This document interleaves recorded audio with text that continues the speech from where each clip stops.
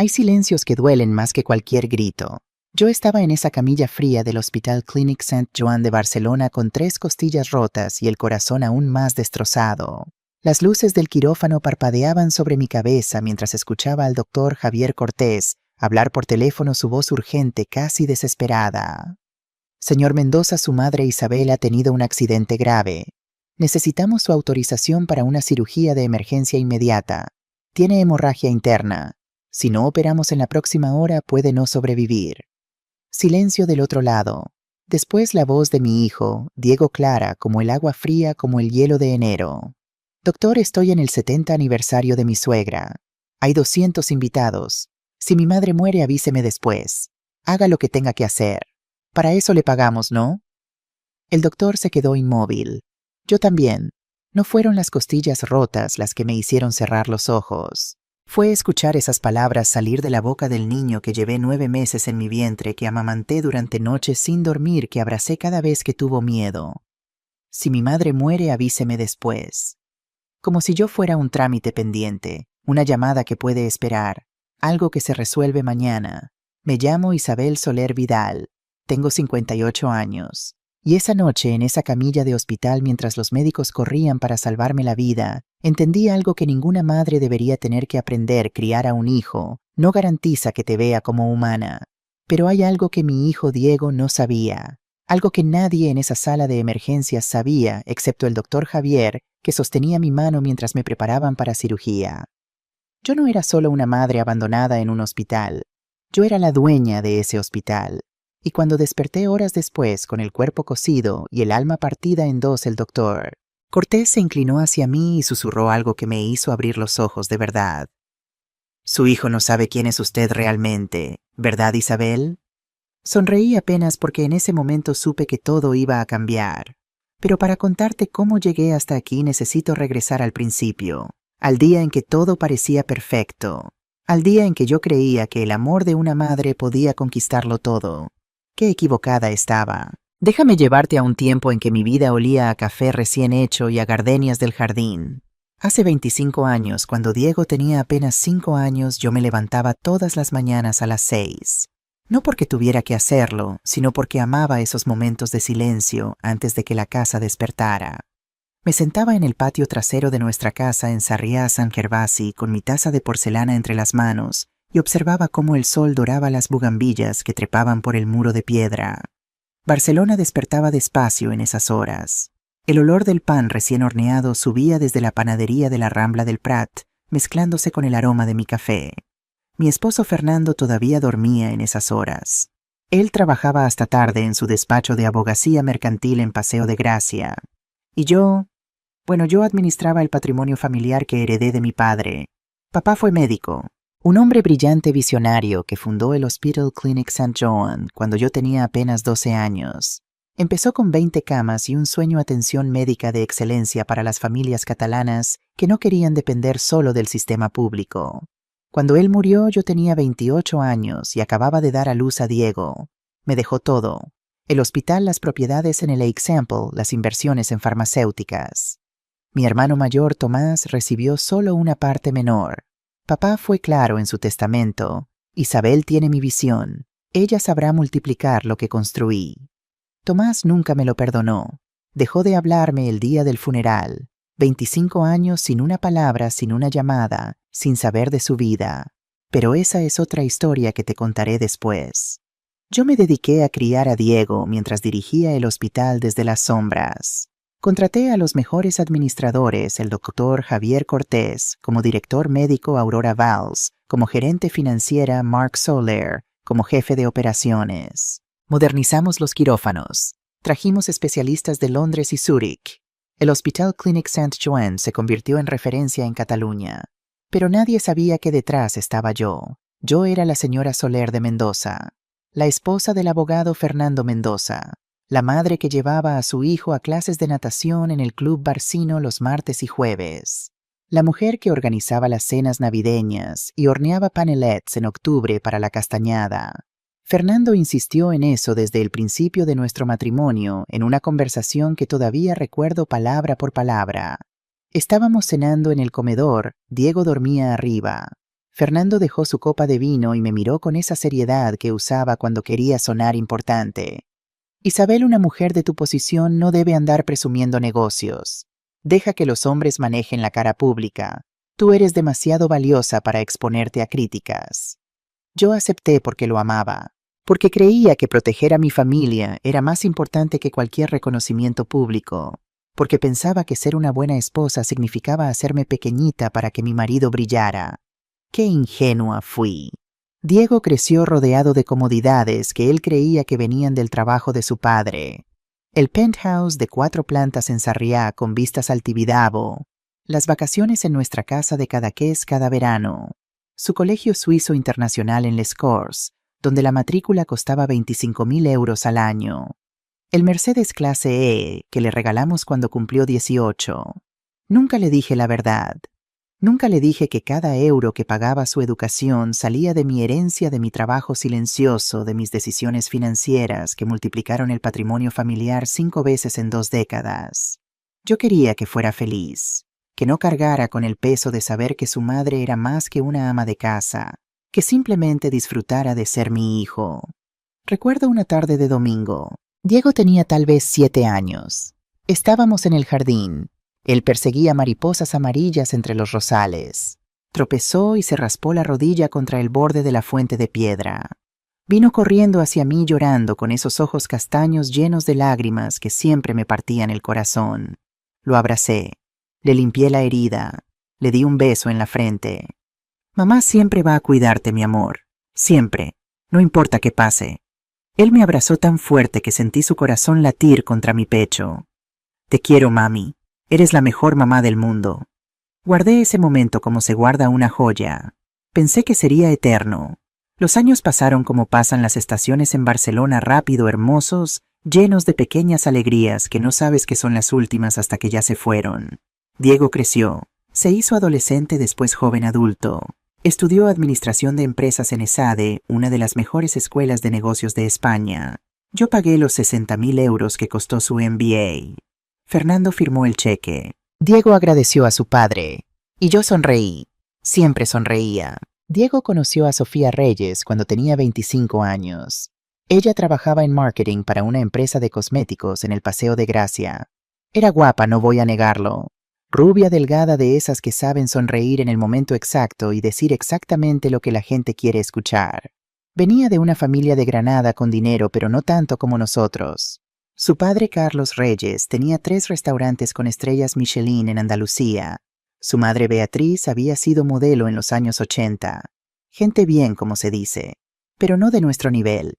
Desde el primer día sentí algo raro. No eran celos de suegra, aunque sé que pensarás eso. Era intuición. Esa sensación visceral que tenemos las mujeres cuando sabemos que algo no cuadra, aunque no podamos explicar exactamente qué. La forma en que Sofía me miraba cuando yo hablaba, como si estuviera evaluándome, como si yo fuera un obstáculo que necesitaba sortear para llegar a algo más grande. Recuerdo la primera cena. Sofía llegó a casa con un vestido Chanel, después supe que era alquilado tacones. Louboutin falsificados, descubrí años más tarde, y una sonrisa que mostraba todos sus dientes blancos perfectos.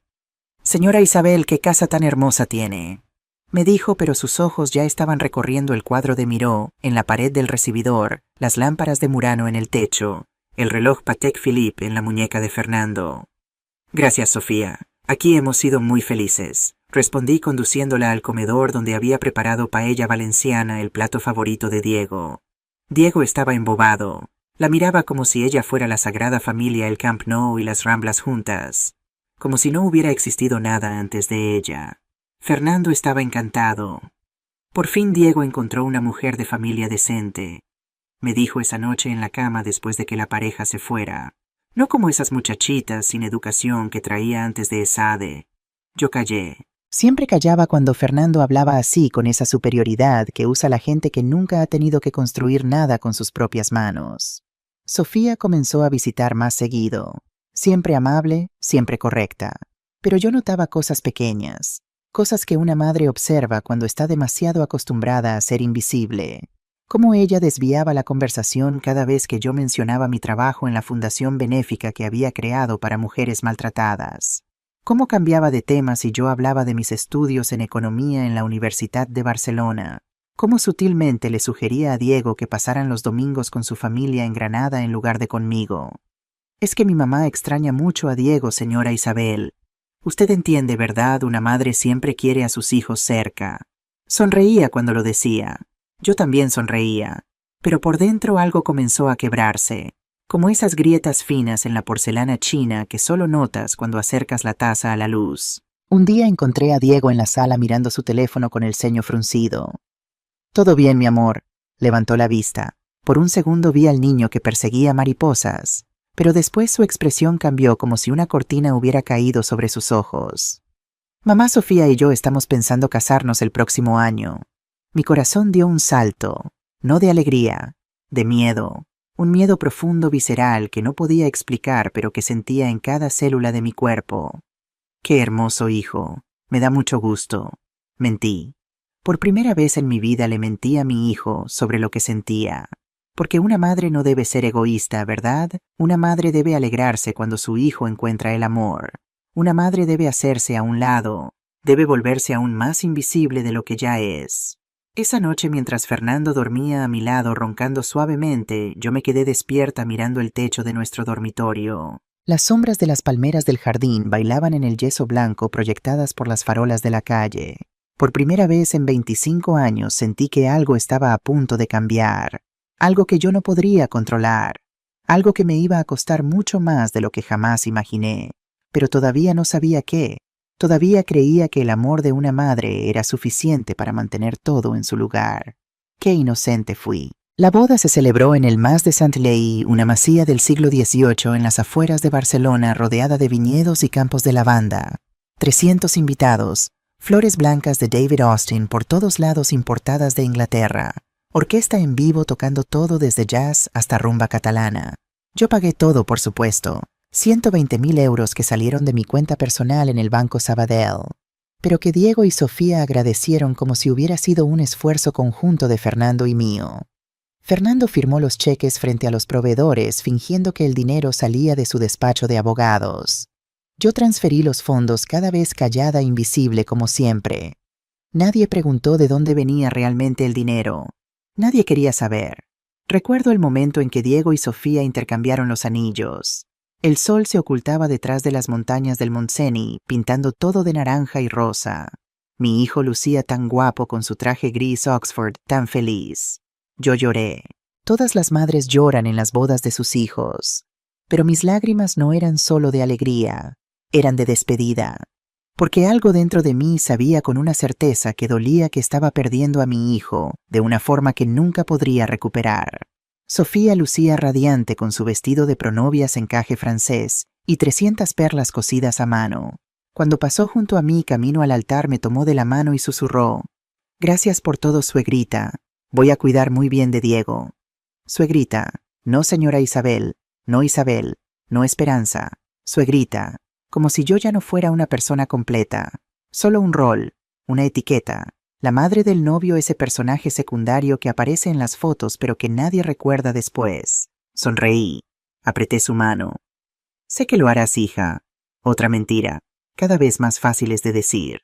Después de la boda, los recién casados se mudaron a un apartamento en Saint-Gervasi que yo les ayudé a amueblar. Bueno, ayudé es poco. Pagué el depósito de 50.000 euros. Pagué los muebles de diseño italiano. Pagué la cocina integral alemana Bulthaupt que Sofía quería. «Es que estamos empezando, señora Isabel», me explicó Sofía una tarde mientras tomábamos café en mi sala. Diego estaba trabajando en el despacho de Fernando aprendiendo el negocio que nunca daría dinero suficiente para mantener el estilo de vida al que estaba acostumbrado. Diego apenas lleva 2 años en la firma de su padre. Todavía no ganamos lo suficiente para darnos esos lujos. Pero usted sabe cómo es, ¿verdad? Hay que mantener las apariencias. La gente habla tanto en Barcelona. Mantener las apariencias. Le di los 50.000 euros sin chistar. Transferencia bancaria directa a la cuenta de Diego. Fernando firmó el papel de autorización. Yo apreté el botón de confirmación en mi ordenador. Invisible. Siempre invisible. Los primeros meses después de la boda, Diego todavía venía a visitarme los domingos. Llegaba solo sin Sofía y almorzábamos juntos en el patio como cuando era niño. Yo preparaba sus platos favoritos canelones de la abuela Butifarra con monjetes crema catalana de postre. Nos sentábamos bajo la pérgola de glicinas con el sonido de la fuente como música de fondo. ¿Y Sofía? Le preguntaba yo mientras le servía más vino. Está con su mamá, ya sabes cómo son las mujeres. Necesitan su tiempo juntas. Asentía. Servía más canelones. No decía que yo también era mujer, que yo también necesitaba tiempo con mi hijo. Pero las visitas se fueron espaciando. Primero fue cada 2 semanas, después una vez al mes, después solo en fechas especiales, mi cumpleaños, Navidad, San Jordi. Mamá, es que estamos muy ocupados con el trabajo y el apartamento nuevo. Mamá, es que Sofía no se siente bien. Creo que algo le cayó mal en el almuerzo. Mamá, es que tenemos una cena con los padres de Sofía. Ya sabes, hay que fortalecer lazos familiares. Cada excusa era razonable. Cada justificación tenía sentido, pero el vacío crecía. Como una planta que se marchita por falta de agua, nuestra relación se fue secando hoja por hoja, visita por visita. Una tarde de jueves no pude más. Decidí visitarlos sin avisar. Llevaba un tupper con cochinita pibil que había preparado especialmente para Diego. Sabía que era su plato favorito, el que le recordaba a nuestras vacaciones en México cuando tenía 12 años. Toqué el timbre de su apartamento. Una vez. 2 veces, 3 veces. Escuché pasos adentro, voces, risas. Sofía abrió la puerta. Su sonrisa se congeló cuando me vio, como si acabara de encontrar una cucaracha en su cocina inmaculada. Señora Isabel, ¿qué? Sorpresa. No dijo qué gusto o qué alegría. Dijo qué sorpresa, con el mismo tono que usaría si te llegara una multa de tráfico por correo. Hola, hija. Pasaba por aquí y les traje cochinita. Sé que a Diego le encanta. Se quedó parada en el marco de la puerta sin invitarme a pasar. Detrás de ella podía ver la mesa del comedor puesta para 4 personas. Copas de vino, velas encendidas. Ay, señora, qué pena. Justo ahorita tenemos visitas. Los padres de Diego están aquí cenando con nosotros. Los padres de Diego. Yo era la madre de Diego. Pero ella se refería a sus propios padres Carlos y Beatriz Reyes como los padres de Diego, como si ellos fueran la verdadera familia, como si yo fuera una extraña, una visita inesperada, una molestia. Entiendo, dije extendiendo el tupper. Solo déjale esto a Diego. Tomó el recipiente como si le estuviera entregando basura tóxica. Sí, claro, gracias. Diego te llama luego. Cerró la puerta. Me quedé ahí parada en ese pasillo que olía a comida de otras familias y a ambientador barato. El eco de esa puerta cerrándose rebotó en mis oídos como un disparo. Volví a mi coche. Me senté en el asiento del conductor. No arranqué. Saqué mi teléfono y marqué a Diego. Buzón de voz. Marqué otra vez. Buzón de voz. Esperé 15 minutos. Media hora. 1 hora. Nunca llamó. Esa noche Fernando llegó tarde como siempre. Yo estaba en la cocina preparando té de manzanilla que sabía que no iba a tomar. Solo necesitaba hacer algo con las manos para no gritar. ¿Qué te pasa, Isabel? Tienes cara de funeral.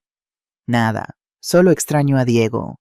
Fernando suspiró aflojándose la corbata Hermès que yo le había comprado por su cumpleaños.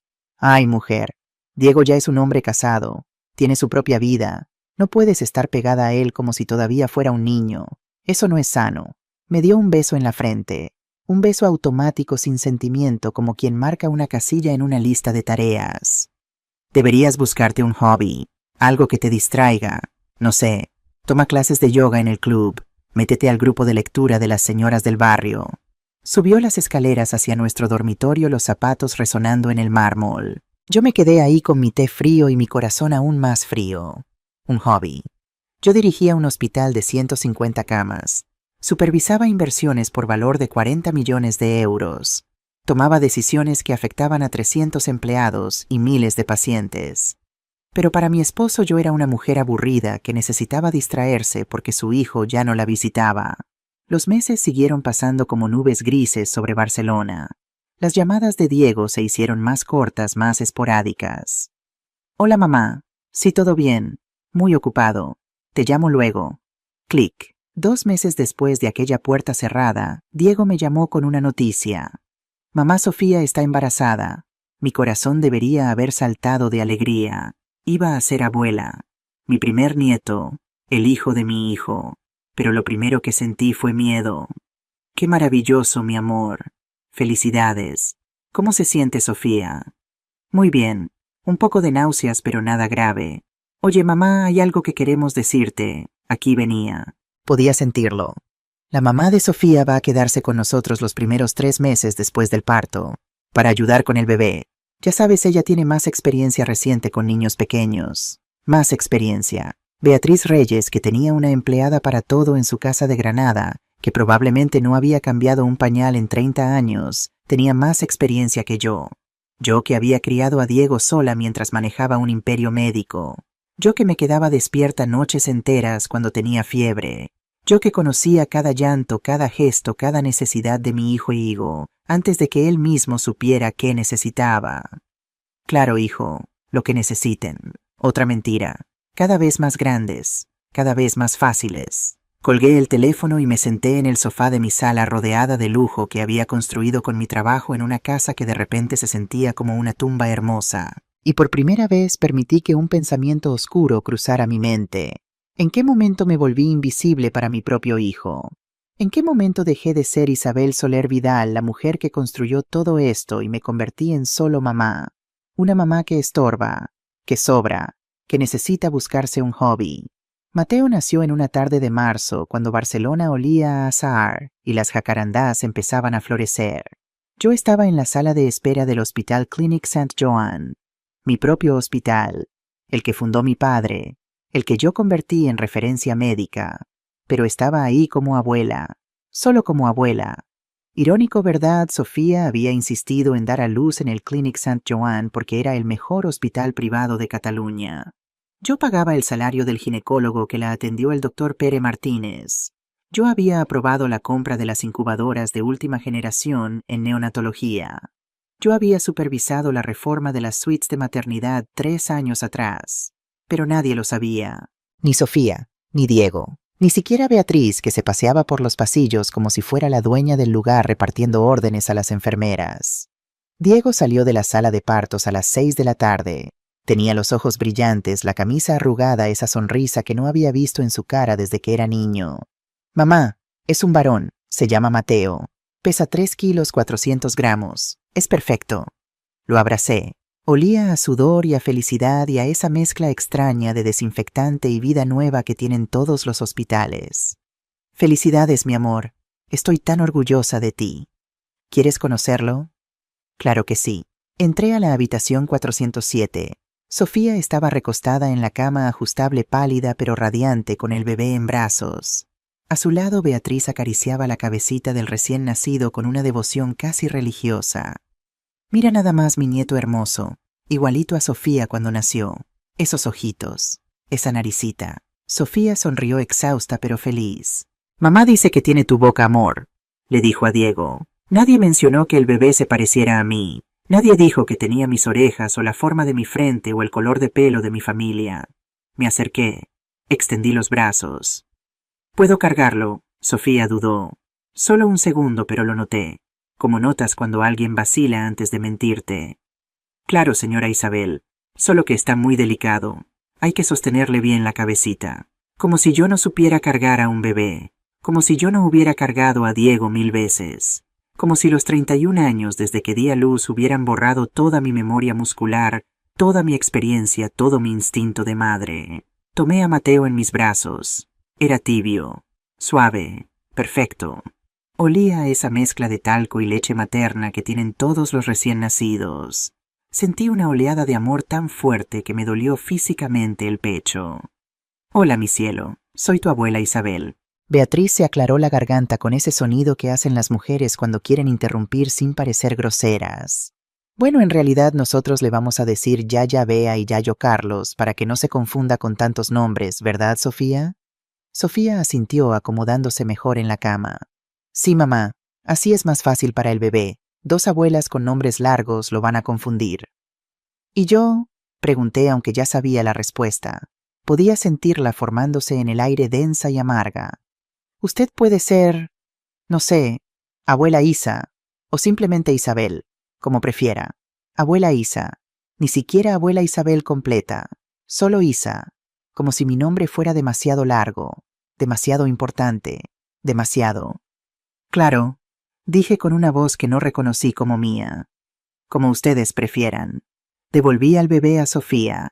Salí de la habitación con una excusa sobre el tráfico en la diagonal.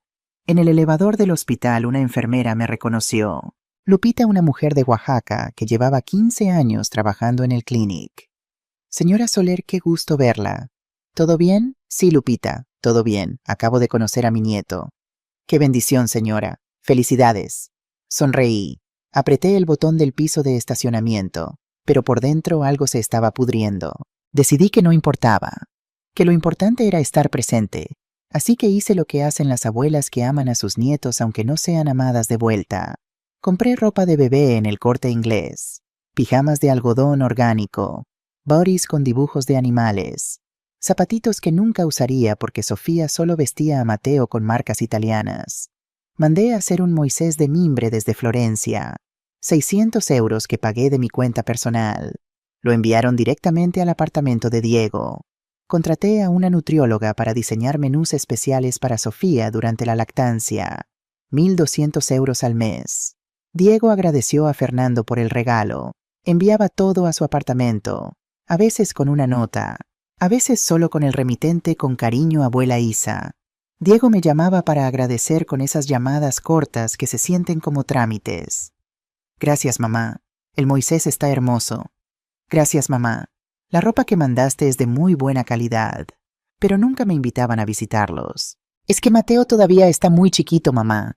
El pediatra dice que no debe tener mucha exposición a visitas. El sistema inmune, ya sabes.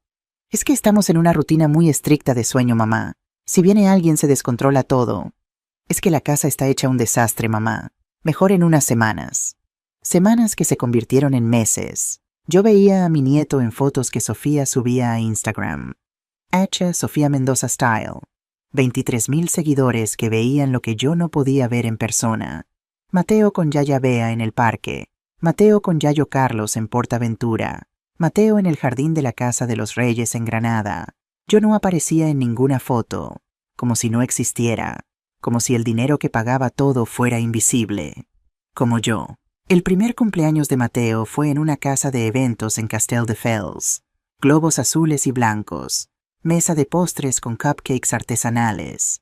Animadores disfrazados de personajes de Disney. Yo llegué temprano. Llevaba un regalo enorme, una bicicleta de madera hecha a mano en Dinamarca. 1.000 euros que pagué con gusto porque era para mi nieto. La casa estaba decorada como si fuera una boda real, pero lo que más me dolió fue la mesa principal. Había fotos enormes enmarcadas. Mateo con Sofía, Mateo con Diego, Mateo con Yaya Bea, Mateo con Yayo Carlos. Ni una sola foto conmigo. Era como si yo no existiera en la vida de mi nieto. Sofía me saludó con su sonrisa de catálogo, esa que usa para las fotos de Instagram. Señora Isabel, qué gusto. Mire, siéntese por acá con las tías de Diego. Me sentó en una mesa lateral, lejos de la familia, lejos del festejado, con primas lejanas de Diego que no había visto en 10 años y que apenas me recordaban. Durante toda la fiesta vi cómo Beatriz cargaba a Mateo, cómo le daba pedazos de pastel, cómo le limpiaba la carita con servilletas bordadas con su nombre. Yo estaba a 5 metros de distancia, pero podría haber estado en otro planeta. Esa noche sola en mi casa de Sarriá, que de repente se sentía demasiado grande y demasiado vacía, me senté en el patio donde solía tomar café 25 años atrás. Las gardenias todavía estaban ahí, pero ya no olían igual. O tal vez era yo la que había cambiado. Saqué mi teléfono, marqué a Diego, sonó 5 veces, buzón de voz, marqué otra vez, buzón de voz, una tercera vez. Finalmente contestó. Podía escuchar voces de fondo, música, risas. Mamá, ¿qué pasa? Es tardísimo. Eran las 9 de la noche. Solo quería saber si llegaron bien a casa y agradecerte por invitarme a la fiesta de Mateo. Silencio del otro lado. Un silencio que duró 3 segundos, pero se sintió como 3 años. Sí, mamá. Todo bien. Oye, estoy muy cansado. ¿Hablamos mañana? Claro, hijo. Descansa. Colgó. Me quedé ahí con el teléfono en la mano y un nudo en la garganta que amenazaba con ahogarme. Estaba perdiendo a mi hijo. Y lo peor era que yo había permitido que pasara. Sonrisa tras sonrisa. Silencio tras silencio. Aceptando migajas como si fueran banquetes. Porque una buena madre no reclama, ¿verdad? Una buena madre no estorba.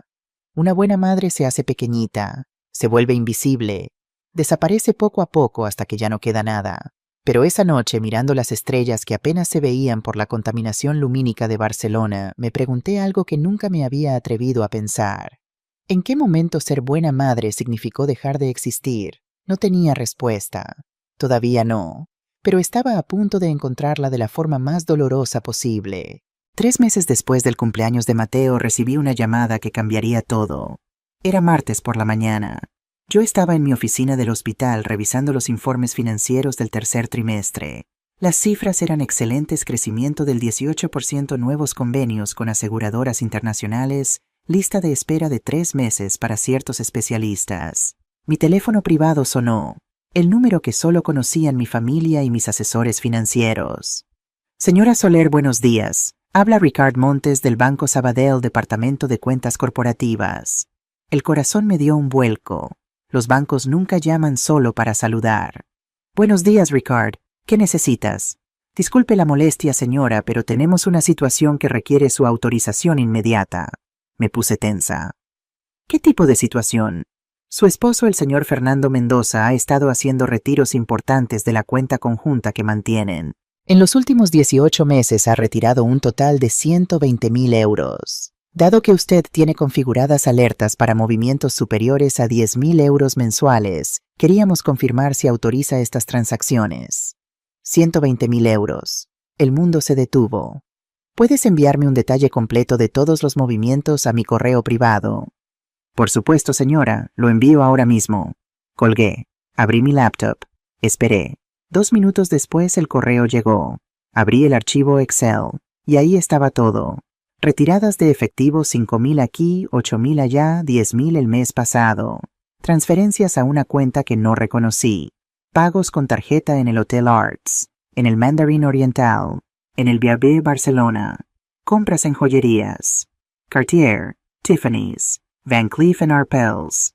Pagos de alquiler a una dirección en el Example que no era nuestra casa. Todo con mi dinero. El dinero de mi herencia, de mi trabajo. De 30 años construyendo un patrimonio que Fernando había estado saqueando como si fuera suyo. Me quedé sentada en mi oficina mirando esos números en la pantalla mientras el sonido del hospital seguía su ritmo normal fuera de mi puerta. Pacientes entrando y saliendo, doctores discutiendo casos. La vida continuando como si mi mundo no se estuviera desmoronando. Tomé mi teléfono. Llamé a Martín Pascual, un detective privado que había trabajado para el hospital en casos de fraude médico. Martín, necesito que investigues a alguien, discretamente. Lo que necesite, señora Soler. Mi esposo. Silencio del otro lado. ¿Está segura? Completamente. Quiero saber a dónde va, con quién, todo. Y quiero fotos. Entendido. En 2 semanas tendrá un informe completo. 2 semanas que se sintieron como 2 años. Mientras esperaba el informe del detective, empecé a notar cosas. Pequeñas cosas que había ignorado durante meses, tal vez años. Fernando llegando tarde cada vez con más frecuencia. El olor a perfume de mujer en sus camisas. No mi perfume. Algo más joven, más dulce. Chanel en Decliant. Su teléfono siempre boca abajo sobre las mesas. Llamadas que atendía en el balcón en voz baja, riéndose de formas que nunca se reía conmigo. Viajes de negocios a Madrid, Valencia, Sevilla, que duraban 3 días cuando antes duraban 1. Una noche, cuando estaba guardando ropa limpia en su armario, encontré algo en el bolsillo interior de su blazer azul marino. Un recibo. Hotel Mandarin Oriental, Barcelona. Suite ejecutiva. 2 noches. La semana pasada, cuando me dijo que tenía un congreso de abogados en Madrid. Me senté en el piso de nuestro vestidor rodeada de trajes caros que yo había pagado, zapatos italianos que yo había comprado, corbatas de seda que yo había regalado. 30 años de matrimonio. Y todo era una mentira. No lloré. En ese momento ya no me quedaban lágrimas. Solo quedaba un vacío frío, como esos días de invierno en Barcelona, cuando sopla la tramontana y todo se congela. Llamé a Elena Ruiz, mi abogada personal. Una mujer brillante que había llevado todos mis asuntos legales durante 15 años. Elena, necesito verte. Mañana. Urgente. ¿Estás bien, Isabel? No, pero voy a estarlo. El informe del detective llegó exactamente 2 semanas después. Un sobre manila grueso que Martín me entregó personalmente en mi oficina del hospital. No es fácil lo que va a ver ahí adentro, señora Soler. ¿Está segura de que quiere abrirlo? Sí, abrí el sobre. Fotografías. Decenas de fotografías. Fernando entrando al Hotel Arts. Fernando con una mujer de unos 28 años. Cabello castaño, falda corta, tacones altos. Fernando besándola en la terraza del Virolo Barcelona. Fernando con la mano en su cintura caminando por las Ramblas como si fueran una pareja normal. Fernando saliendo de un apartamento en el Example a las 7 de la mañana mientras yo pensaba que había dormido en su despacho preparando un caso importante. ¿Quién es ella? Pregunté con una voz que sonaba extrañamente calmada. Martín consultó sus notas. Se llama Natalia Torres, 26 años. Trabaja como asistente legal en el despacho de su esposo. Vive en un apartamento en la calle Valencia que según los registros de propiedad fue arrendado hace 8 meses. ¿Por quién? Por una empresa llamada Mendoza Consulting SL, una compañía registrada a nombre de su esposo. Con mi dinero. Fernando estaba manteniendo a su amante de 26 años con mi herencia, con el dinero que mi padre ganó operando pacientes durante 40 años, con el patrimonio que yo multipliqué dirigiendo el hospital. Cerré el sobre. Gracias, Martín. ¿Cuánto te debo? Son 3.000 euros por 2 semanas de investigación. Le di un cheque. Nos dimos la mano. Salió de mi oficina. Yo me quedé sentada ahí rodeada de diplomas médicos en las paredes, fotos de mi padre inaugurando el hospital, certificados de excelencia que habíamos ganado bajo mi dirección. Y por primera vez en 30 años sentí algo que no había sentido nunca: rabia. Rabia pura, cristalina, brillante. No tristeza, no dolor, no decepción. Rabia. Esa noche esperé a Fernando en la sala. Era miércoles. Él llegó a las 11 como siempre. Corbata aflojada, chaqueta sobre el hombro, olor a Natalia Torres envuelto en su piel. Isabel todavía despierta. Siéntate, Fernando, necesitamos hablar. Algo en mi voz debió alertarlo porque se puso pálido, pero se sentó en el sofá frente a mí fingiendo confusión. ¿Qué pasa? ¿Todo bien? Saqué el sobre manila. Lo puse sobre la mesa de centro que separaba nuestras vidas. Abre. ¿Qué es esto? Abre. Fernando abrió el sobre con manos que empezaron a temblar. Sacó las fotos, una por una, su cara pasando de confusión a terror a pánico. Isabel, ¿yo puedo explicar? No. Por favor, déjame. He dicho que no. No quiero explicaciones. Quiero que sepas 3 cosas. Tomé aire. Mi voz salió firme, clara, sin un solo temblor. Primero, sé que has robado 120.000 euros de nuestra cuenta conjunta en 18 meses. Mi banco me informó. Segundo, sé que tienes una amante de 26 años que trabaja en tu despacho.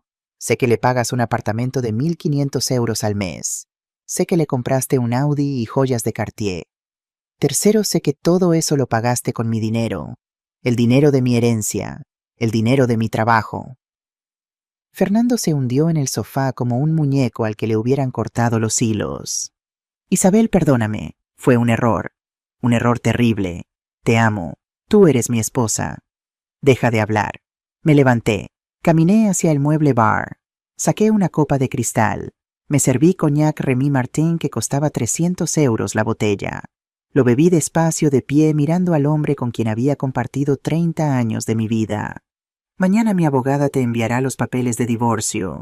Tienes un mes para encontrar dónde vivir. Después de eso, si sigues aquí, te sacaré legalmente. Isabel, no puedes hacer esto. 30 años de matrimonio. 30 años en los que fui invisible. 30 años en los que mi único valor era mi cuenta bancaria. Se acabó, Fernando. Se levantó. Caminó hacia mí. Intentó tocar mi brazo. Me aparté. No me toques. Nunca más. Fernando salió de la casa esa noche. No sé a dónde fue. Probablemente al apartamento de Natalia Torres a llorar en sus brazos jóvenes y decirle que su terrible esposa lo había echado. Yo me quedé en mi sala. Bebí el resto del coñac y por primera vez en décadas me sentí ligera, como si me hubiera quitado un abrigo que pesaba demasiado y que llevaba puesto tanto tiempo que había olvidado cómo se sentía respirar sin él. 3 días después, mientras estaba en mi oficina del hospital revisando contratos de proveedores, mi teléfono sonó. Diego. Dudé antes de contestar, pero era mi hijo. Siempre sería mi hijo. Hola, mamá. ¿Qué está pasando con papá? Su voz sonaba alterada, confundida, casi histérica. Tu padre y yo nos vamos a divorciar. ¿Qué por qué? ¿Cuándo decidieron esto? Yo lo decidí hace 3 días, cuando descubrí que lleva año y medio robándome dinero para mantener a su amante. Silencio absoluto. No puede ser. Papá no haría eso. Tu padre ha estado teniendo una aventura con su asistente, una chica de 26 años. Le paga un apartamento, un coche, joyas. Todo con mi dinero. Mamá, tiene que haber una explicación. La hay. La explicación es que tu padre es un mentiroso y un ladrón. Y yo ya me cansé. Pero son 30 años juntos. No puedes simplemente... Sí puedo. Y lo estoy haciendo. Otro silencio. Después su voz cambió. Se volvió más dura, más parecida a Fernando. ¿Y el dinero? ¿Qué va a pasar con el dinero de papá? Ahí estaba, la verdadera pregunta. Tu padre no tiene dinero, Diego. Nunca lo tuvo. Todo era mío. La casa, las inversiones, las cuentas. Todo viene de mi herencia. Eso no puede ser verdad. Papá es abogado. Tiene su despacho. El despacho de tu padre apenas sobrevive. Gana 40.000 euros al año si tienes suerte. Cada euro que has gastado en tu vida salió de mi patrimonio. Podía escuchar su respiración acelerada al otro lado de la línea. ¿Por qué nunca nos dijiste esto? Porque tu padre me pidió que no lo hiciera. Porque yo quería que fueras feliz sin la presión de saber la verdad. Porque fui una tonta que confundió amor con invisibilidad. Mamá, esto es... No sé qué decir. No tienes que decir nada. Solo necesito que sepas que las cosas van a cambiar. Ya no voy a seguir fingiendo. Ya no voy a seguir siendo invisible. Colgué antes de que pudiera responder. Mis manos temblaban. Pero no de miedo, de poder. Una semana después de esa conversación todo cambió. Era jueves, las 6:30 de la tarde. Salí del hospital más tarde de lo normal. Había tenido una junta complicada con los jefes de departamento sobre presupuestos para el próximo año. El cielo sobre Barcelona estaba gris. Amenazaba lluvia. Esa lluvia fina de noviembre que hace que todo brille, pero también que todo se vuelva resbaladizo. Subí a mi Mercedes. Puse música de Chopin en el estéreo. Manejé por la avenida Diagonal hacia Sarriá. Estaba pensando en todo y en nada. En Fernando empacando sus cosas en cajas. En Diego, que no había vuelto a llamar. En Mateo, mi nieto de 2 años que apenas me conocía. En la mujer en la que me había convertido 58 años sola e invisible. No vi la camioneta. Solo escuché el chirrido de las llantas. El grito de alguien en la calle. El impacto de metal contra metal. Después oscuridad. Desperté en una camilla. Luces blancas cegadoras. Voces apresuradas hablando en catalán. Tensión arterial cayendo. ¿Necesitamos tipo o negativo? 3 costillas fracturadas. Posible hemorragia interna. Dolor. Mucho dolor. Intenté moverme. No pude. Señora Soler, ¿puede oírme? Era la voz del doctor Javier Cortés. Mi amigo. El hombre que mi padre contrató 20 años atrás. Intenté hablar. Mi boca no respondía. Tiene traumatismo craneal leve, 3 costillas rotas y una laceración profunda en el brazo derecho. Necesitamos operarla para reparar una posible hemorragia interna. Es urgente. Más voces. Más movimiento. Sentí que me subían a un elevador. Las luces del techo pasaban rápidamente sobre mi cabeza. Y entonces escuché algo que me congeló la sangre más que cualquier dolor físico. El doctor Cortés hablando por teléfono. Su voz urgente, profesional, casi desesperada. Señor Diego Mendoza, silencio. Habla el doctor Javier Cortés del Hospital Clínic Sant Joan. Su madre Isabel Soler ha tenido un accidente automovilístico grave. Está aquí en urgencias. Necesitamos su autorización para una cirugía de emergencia inmediata. Tiene hemorragia interna. Si no operamos en la próxima hora puede no sobrevivir. Mi corazón latía tan fuerte que podía escucharlo en mis oídos. Silencio del otro lado del teléfono. Un silencio que duró una eternidad. Después la voz de mi hijo. Clara, fría, como si estuviera rechazando una llamada de telemarketing. Doctor, estoy en el aniversario número 70 de mi suegra. Hay 200 invitados. No puedo irme ahora. Es imposible. El doctor Cortés apretó el teléfono con más fuerza. Señor Mendoza, entiende que estamos hablando de vida o muerte. Su madre puede morir si no. Entiendo perfectamente, doctor, pero ya le dije que no puedo. Opere a mi madre si es necesario. Usted es el médico. Para eso le pagamos, ¿no? Si ella muere... Bueno, avíseme después. Ahora tengo que volver a la fiesta. Clic, colgó. El doctor Cortés se quedó inmóvil mirando el teléfono como si fuera un objeto extraño que nunca hubiera visto antes. Las enfermeras que estaban alrededor de mi camilla intercambiaron miradas. Lupita, la enfermera de Oaxaca, tenía lágrimas en los ojos. «Ese desgraciado», murmuró en voz tan baja que apenas la escuché. Yo tampoco lloré. No podía, porque en ese momento en esa camilla con el cuerpo roto y el alma aún más rota, entendí algo con una claridad que me dolió más que cualquier hueso fracturado. Mi hijo acababa de elegir un pastel de cumpleaños sobre mi vida. Yo podía morir. Y él prefería quedarse en una fiesta. El doctor Cortés se inclinó hacia mí. Me tomó la mano.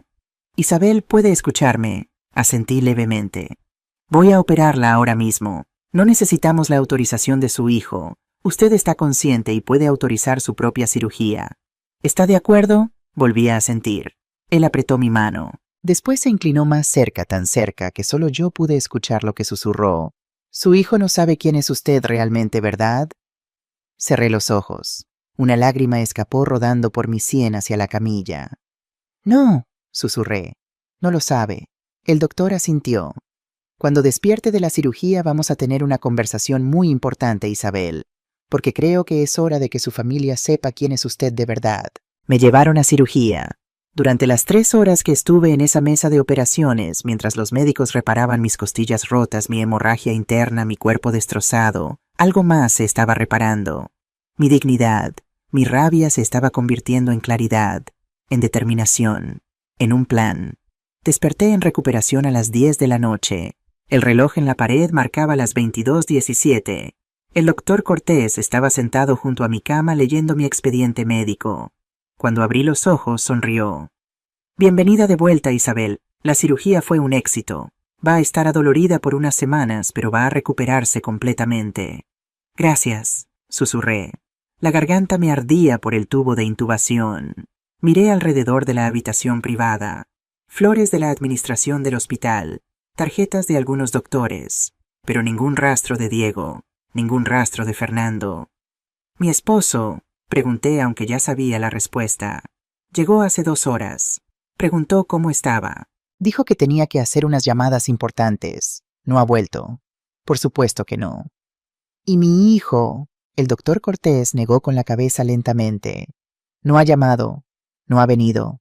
Cerré los ojos. El cumpleaños de su suegra era más importante que saber si su madre estaba viva o muerta. «Javier», dije abriendo los ojos nuevamente. «Sí, necesito que me traigas mi teléfono. Y necesito que llames a Elena Ruiz, mi abogada. Dile que venga mañana a primera hora». «¿Estás segura? Acabas de salir de cirugía». «Completamente segura». Me miró a los ojos, y en su mirada vi algo que me dio fuerzas. Respeto. «Tu padre estaría orgulloso de ti, Isabel».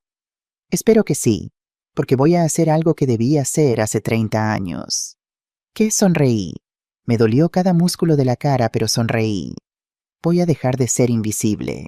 La mañana llegó con luz dorada filtrándose por las persianas de la habitación 407, la misma habitación donde Sofía había dado a luz a Mateo 2 años atrás, la misma habitación donde yo había sido relegada a abuela Isa.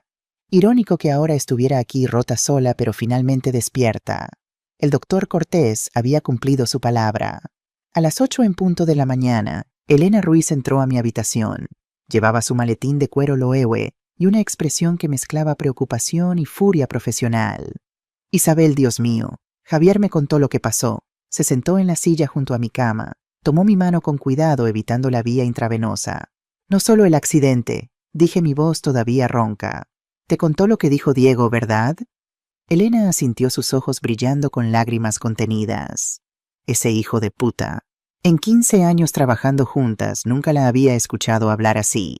Elena era la profesionalidad personificada, pero ahora viendo a su clienta, su amiga, en una cama de hospital, porque su propio hijo la había abandonado, algo se había roto en su compostura.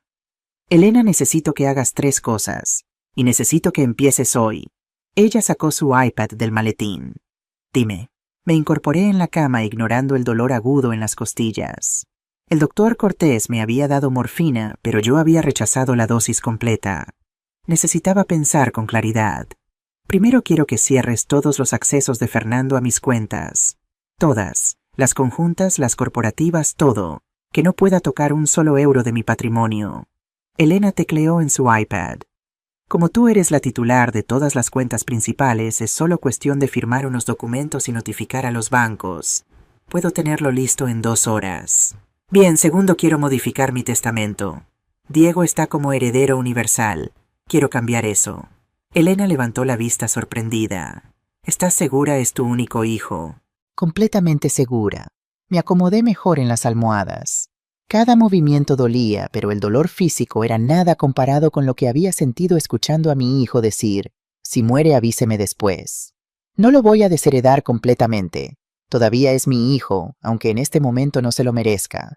Pero voy a establecer un fideicomiso. Recibirá 5.000 euros al mes. Suficiente para vivir dignamente, pero no para mantener el estilo de vida al que está acostumbrado. Y el resto del patrimonio, 70% va a una fundación que quiero crear. Fundación Isabel Soler para mujeres que han sido invisibilizadas. Quiero ayudar a mujeres que han dado todo y no han recibido nada. Mujeres que necesitan apoyo legal, médico, financiero para reconstruir sus vidas. Elena sonrió, sus ojos ahora brillando por una razón diferente. Tu padre estaría tan orgulloso. Espero que sí. El 30% restante va para el hospital.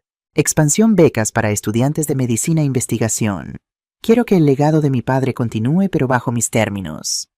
Entendido. Y el tercer punto, tomé aire. Este era el más difícil.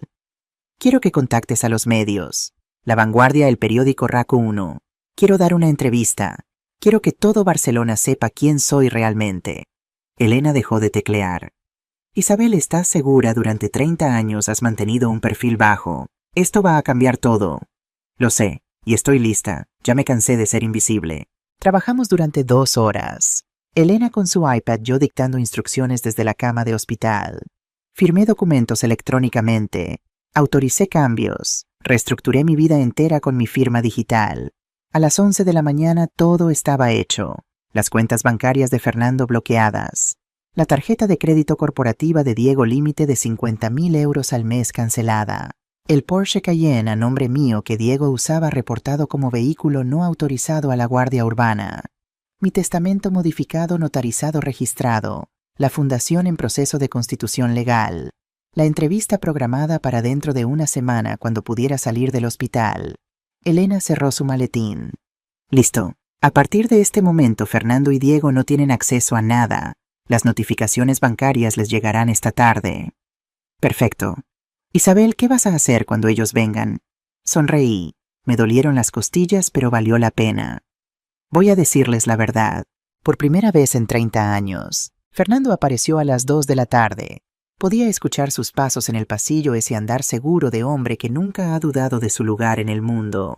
Entró a la habitación con un ramo de rosas rojas. 50 euros en la floristería del hospital probablemente. Las mismas flores genéricas que compran los esposos culpables cuando no saben qué más hacer. Isabel, mi amor, vine apenas pude. Apenas pudiste. 19 horas después del accidente. Dejó las flores en la mesa auxiliar. Se inclinó para besarme en la frente. Me aparté. No me toques. Se quedó congelado a medio camino. Isabel, sé que estás molesta, pero siéntate, Fernando. Algo en mi voz debió advertirle que esto no era una conversación normal. Se sentó en la silla que Elena había ocupado horas antes con una cautela inusual. Tomé mi iPad de la mesa lateral. Lo abrí en la carpeta que Elena había preparado. Fernando, ¿reconoces este temesto? Le mostré la pantalla. Era el estado de cuenta de nuestra cuenta conjunta en el Banco Sabadell. Cada retiro marcado en rojo. Su cara palideció como si le hubieran vaciado la sangre. Isabel, yo puedo explicar. No quiero explicaciones. Quiero que sepas que lo sé todo. Deslicé el dedo en la pantalla mostrándole la siguiente imagen. El contrato de alquiler del apartamento en la calle Valencia, a nombre de Mendoza Consulting S.L., firmado por él. Sé que le pagas un apartamento a Natalia Torres, 1.500 euros al mes, 12 meses, 18.000 euros de mi dinero. Otra imagen. recibos de Cartier, un collar de oro blanco con diamantes, 25.000 euros. Sé que le compraste joyas. Otra más, matrícula de un Audi A3, 35.000 euros. Sé que le compraste un coche. Fernando hundió la cara entre las manos. Isabel, por favor. Fue un error terrible. Te amo. Tú eres mi esposa. Era tu esposa. Pasado. Dejé el iPad a un lado. Lo miré directamente a los ojos. Fernando, durante 30 años te permití tomar crédito por mi trabajo. Te permití fingir que la casa, el dinero, el estilo de vida, todo venía de ti. Te permití ser el hombre importante mientras yo era la esposa invisible. Isabel, cállate, todavía no termino. Mi voz salió más fuerte de lo que esperaba. En el pasillo una enfermera se asomó preocupada. Le hice un gesto de que todo estaba bien. Gasté 120.000 euros de mi herencia en tu amante.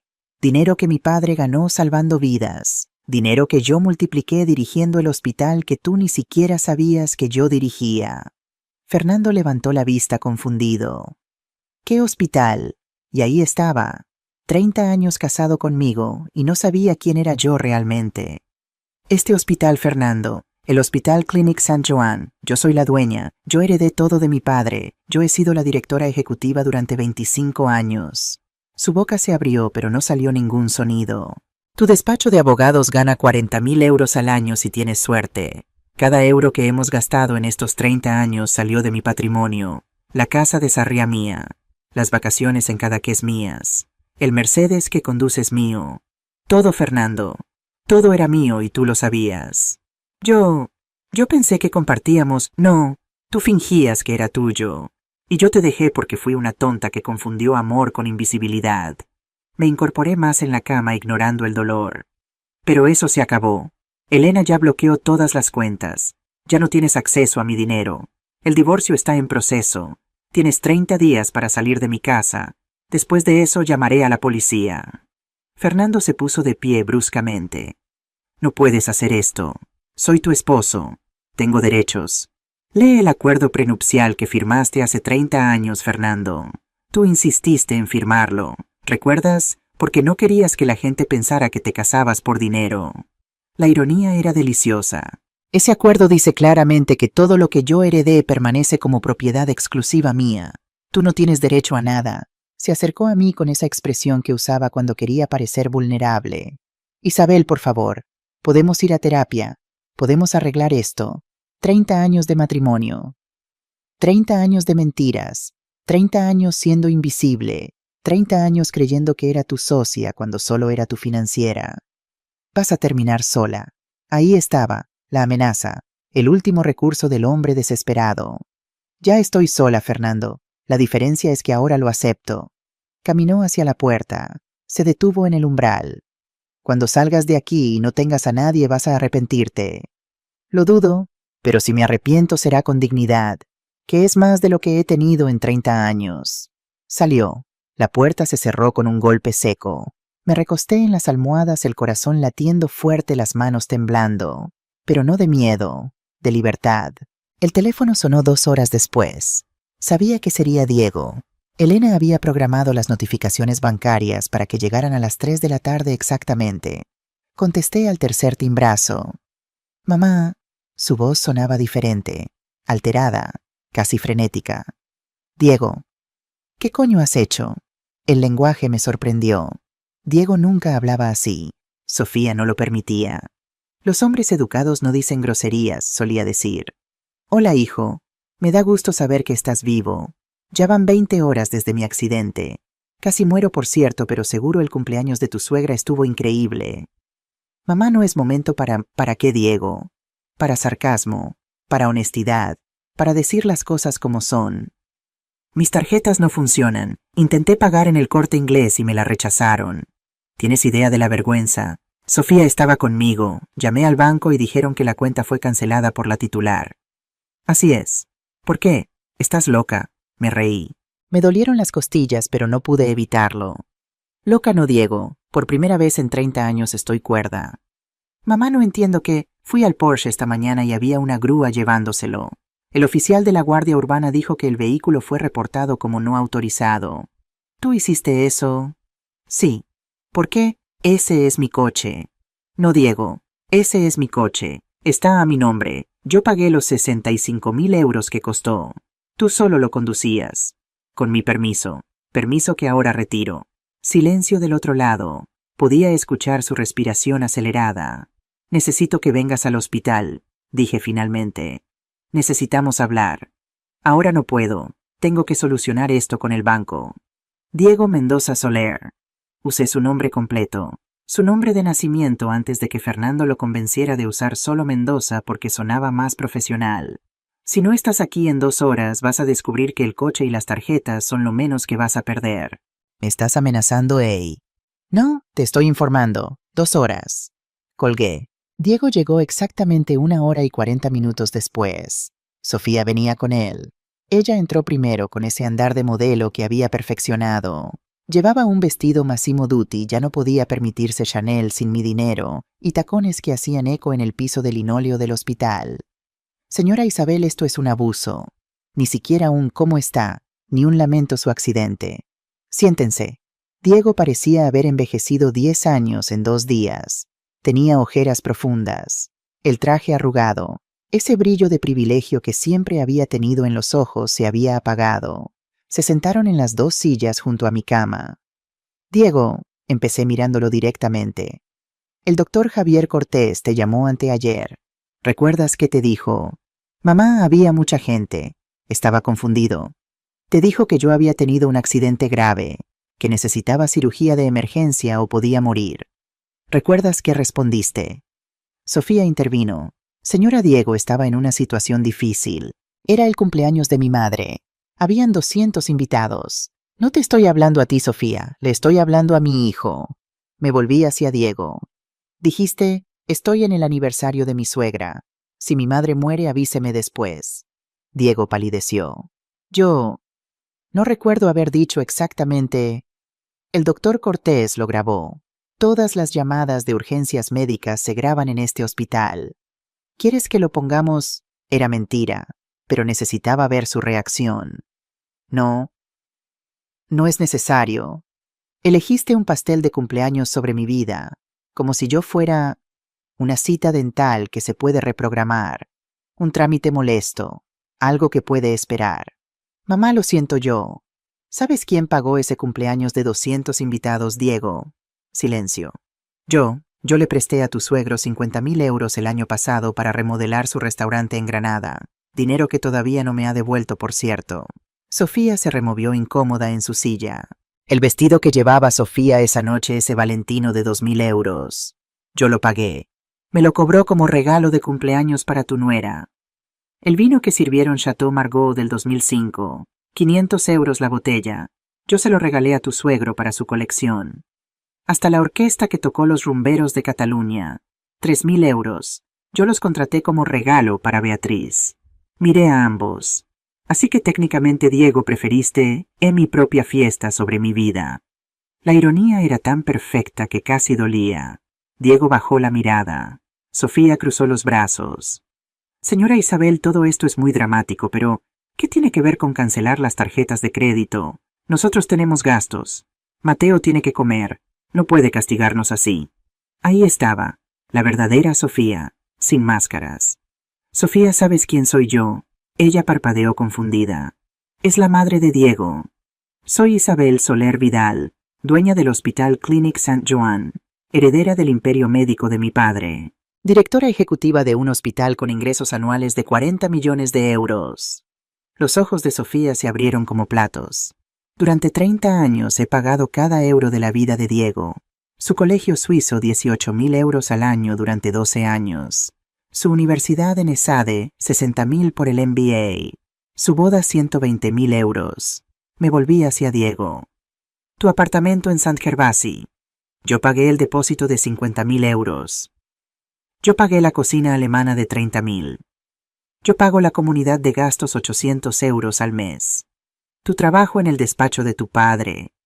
Tu padre gana 40.000 euros al año. ¿Sabes cuánto te paga? 2.000 euros al mes. ¿De dónde crees que sale el resto del dinero para mantener tu estilo de vida? Diego no podía mirarme a los ojos. De mí. Todo de mí. Siempre de mí. Sofía se puso de pie. Esto no puede ser verdad. Diego me dijo que su padre... Mi padre es un abogado mediocre con un despacho pequeño que apenas sobrevive. Dijo Diego, su voz apenas un susurro. Todo lo que te dije sobre nuestra familia, sobre nuestra riqueza, era mentira. Bueno, no mentira. Simplemente pensé que venía de él cuando siempre vino de ella. Sofía lo miró con una mezcla de horror y furia. ¿Me estás diciendo que durante 4 años de matrimonio he estado viviendo del dinero de tu madre? Así es, respondí por él. Cada euro que has gastado en bolsos Louis Vuitton, en vacaciones en Maldivas, en la escuela privada de Mateo, cada euro salió de mi cuenta bancaria. Sofía se volvió hacia mí. ¿Y ahora qué? ¿Nos va a dejar en la calle? ¿Es eso lo que quiere venganza? No es venganza, Sofía. Es justicia, y hay una diferencia. Me incorporé ignorando el dolor. Diego es un hombre de 31 años con un título universitario. Puede trabajar, puede mantenerse. Puede mantener a su familia con su propio esfuerzo. Con 2.000 euros al mes, Sofía casi gritó. ¿Sabes cuánto cuesta vivir en Barcelona? Sí, lo sé perfectamente, porque yo también trabajo, yo también gano mi dinero. La diferencia es que yo no esperaba que nadie más lo pagara por mí. Tomé mi iPad, les mostré el Nuevo Testamento. Diego, esto es lo que vas a heredar cuando yo muera, 5.000 euros al mes de un fideicomiso. Suficiente para vivir dignamente. No suficiente para el Mercedes y las vacaciones en el Caribe. El resto de mi patrimonio, aproximadamente 40 millones de euros, va a 2 lugares, 70% a una fundación para mujeres invisibilizadas, 30% al hospital. Diego levantó la vista aturdido. 40 millones. ¿Nunca te preguntaste de dónde venía el dinero, Diego? ¿Nunca tuviste curiosidad? ¿Nunca pensaste que era extraño que tu padre, un abogado con 3 clientes importantes, pudiera pagar un penthouse de 2,5 millones de euros? Yo pensé que tenía inversiones. Las inversiones eran mías. La casa es mía. Todo es mío, y siempre lo fue. Sofía había palidecido completamente. Esto es injusto, terminé por ella. No, Sofía. Lo injusto fue que me trataras como sirvienta, que cerraras la puerta en mi cara cuando fui a visitarlos, que borraras mi existencia de la vida de mi nieto.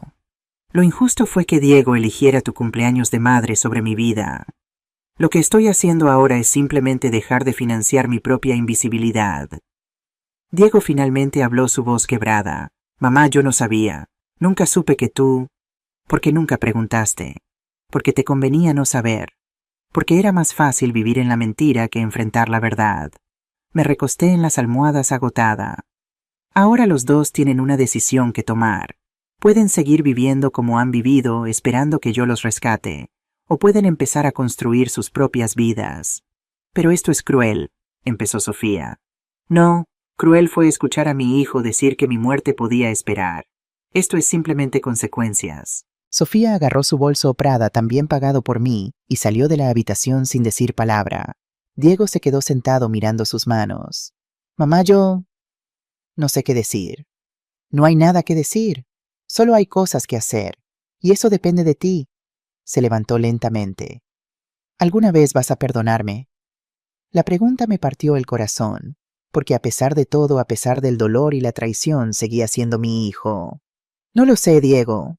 Pregúntame en un año, cuando hayas vivido con tu propio esfuerzo, cuando hayas entendido lo que significa trabajar por cada euro, cuando puedas mirarme a los ojos y decirme que finalmente entiendes quién soy. ¿Entiendo ahora? No, todavía no, pero lo harás. Salió de la habitación. Me quedé sola con el pitido constante del monitor cardíaco y el zumbido del aire acondicionado. Cerré los ojos. Y por primera vez en 30 años dormí profundamente. Desperté 3 horas después con el sonido de alguien tocando suavemente la puerta. «Adelante», dije, esperando ver a una enfermera. Pero no era una enfermera. Era un hombre de unos 62 años. Alto, pelo gris, ojos verdes como los míos. Llevaba un traje simple pero bien cortado, y en sus manos un ramo de gardenias. «Hola, Isabel», mi corazón se detuvo. «Tomás, mi hermano mayor, a quien no había visto en 25 años. No desde el funeral de mi padre, cuando me dijo que yo había seducido a papá para obtener la herencia. Entró despacio como si temiera que fuera a echarlo. Leí en La Vanguardia sobre tu accidente. Y sobre lo que pasó con Diego. ¿Cómo sabía sobre Diego? El periódico solo había reportado el accidente. Tomás debió ver mi confusión. Javier Cortés me llamó. Pensó que debía saberlo. Javier, mi leal director médico, que conocía a toda mi familia, que sabía del distanciamiento con Tomás. ¿Por qué viniste? Pregunté, mi voz más dura de lo que pretendía. Tomás puso las gardenias en el florero vacío junto a mi cama. Porque soy un idiota que ha desperdiciado 25 años siendo orgulloso y estúpido. Se sentó en la silla, la misma silla donde Fernando había estado, donde Diego había estado. Isabel, tengo que decirte algo que debí decir hace 25 años cuando papá murió. Esperé. Papá tenía razón. Tú eras la correcta para heredar el hospital. Yo soy un buen cirujano cardiovascular. Eso es todo. Salvo vidas en la mesa de operaciones, pero no tengo visión de negocio. No tengo tu cerebro para estrategia, para finanzas, para liderazgo. Mis ojos se llenaron de lágrimas. Pasé 25 años odiándote porque papá te eligió a ti. 25 años envenenado por el resentimiento. Pero hace 5 años, cuando tuve mis propios hijos, cuando vi cómo Sara, mi hija, era mejor en matemáticas que Lucas, mi hijo, entendí. ¿Qué entendiste? Que papá no te favoreció porque eras mujer o porque eras la menor. Te favoreció porque vio en ti lo que yo no tenía. Y en lugar de celebrarlo, en lugar de ser tu socio, te castigué con mi silencio. Una lágrima rodó por su mejilla. Soy cardiólogo, Isabel. Opero corazones. Pero el mío estaba tan lleno de envidia que dejé de sentir. Se inclinó hacia adelante. Vi lo que el hospital se convirtió bajo tu dirección. Lo seguí en secreto. Las expansiones, los nuevos departamentos, las colaboraciones internacionales. Multiplaste lo que papá construyó por 5, y lo hiciste en silencio, sin fanfarria, sin crédito público. Porque mi esposo me pidió que... Porque fuiste una tonta. Me interrumpió, pero con ternura. Como yo fui un tonto, ambos perdimos 25 años por orgullo. Me limpié las lágrimas. ¿Por qué ahora, Tomás? ¿Por qué después de todo este tiempo? Porque leí que tu propio hijo te abandonó en tu momento de necesidad. Y pensé, Dios mío, ella debe sentirse tan sola. Y yo, su hermano, su única familia sanguínea después de papá, ni siquiera estaba ahí. No podía dejar pasar un día más sin decirte lo siento. Perdóname. Y si hay alguna forma de que pueda ser tu hermano otra vez, aunque sea solo un poco, me gustaría intentarlo. Sollocé. 30 años de lágrimas contenidas saliendo todas a la vez. Tomás se levantó, se sentó en el borde de mi cama, me abrazó con cuidado evitando mis costillas rotas, y lloré en su hombro como no había llorado en décadas. Nos quedamos así durante largo rato. Cuando finalmente me calmé, Tomás se apartó con cuidado. Isabel, necesito preguntarte algo. Lo que sea. El hospital necesita un nuevo jefe de cardiología. El doctor Ramos se jubila en 6 meses. Sé que no tengo derecho a pedir nada, pero... ¿considerarías contratarme? Lo miré sorprendida. ¿Quieres trabajar en el hospital? Sí, no como familiar, como empleado. Quiero ganarme mi lugar. Quiero ser parte de lo que papá construyó y tú perfeccionaste. Pero solo si tú quieres, sin resentimientos, sin expectativas de trato especial. Pensé en mi hijo, que esperaba todo gratis. En mi esposo, que robó lo que no había ganado. Y aquí estaba mi hermano pidiéndome trabajo, ofreciendo su talento sin esperar privilegios. Tomás, eres uno de los mejores cardiólogos de Cataluña. Sería un honor tenerte en el equipo. Sus ojos se iluminaron. ¿De verdad? De verdad, pero con una condición. La que sea. Quiero que conozcas a tus sobrinos nietos. Sara y Lucas. Quiero ser la tía que debí ser durante 25 años. Tomás sonrió. Esa sonrisa que recordaba de nuestra infancia antes de que la herencia nos separara. Les va a encantar conocer a su tía, la mujer más poderosa de Barcelona. No soy poderosa.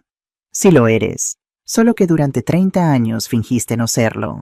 Esa noche, sola en mi habitación del hospital, recibí un mensaje de un número desconocido. Señora Isabel, soy Beatriz Reyes, la madre de Sofía. Podría llamarme cuando pueda. Es importante. Dudé, pero la curiosidad pudo más. Marqué el número. Señora Isabel, la voz de Beatriz sonaba diferente, cansada, triste. Beatriz, gracias por llamar. Yo necesito decirle algo. Sofía me prohibió hablar con usted, pero ya no puedo más. ¿Qué pasó? Sofía le pidió el divorcio a Diego esta mañana. No me sorprendió, pero aún así dolió por mi hijo.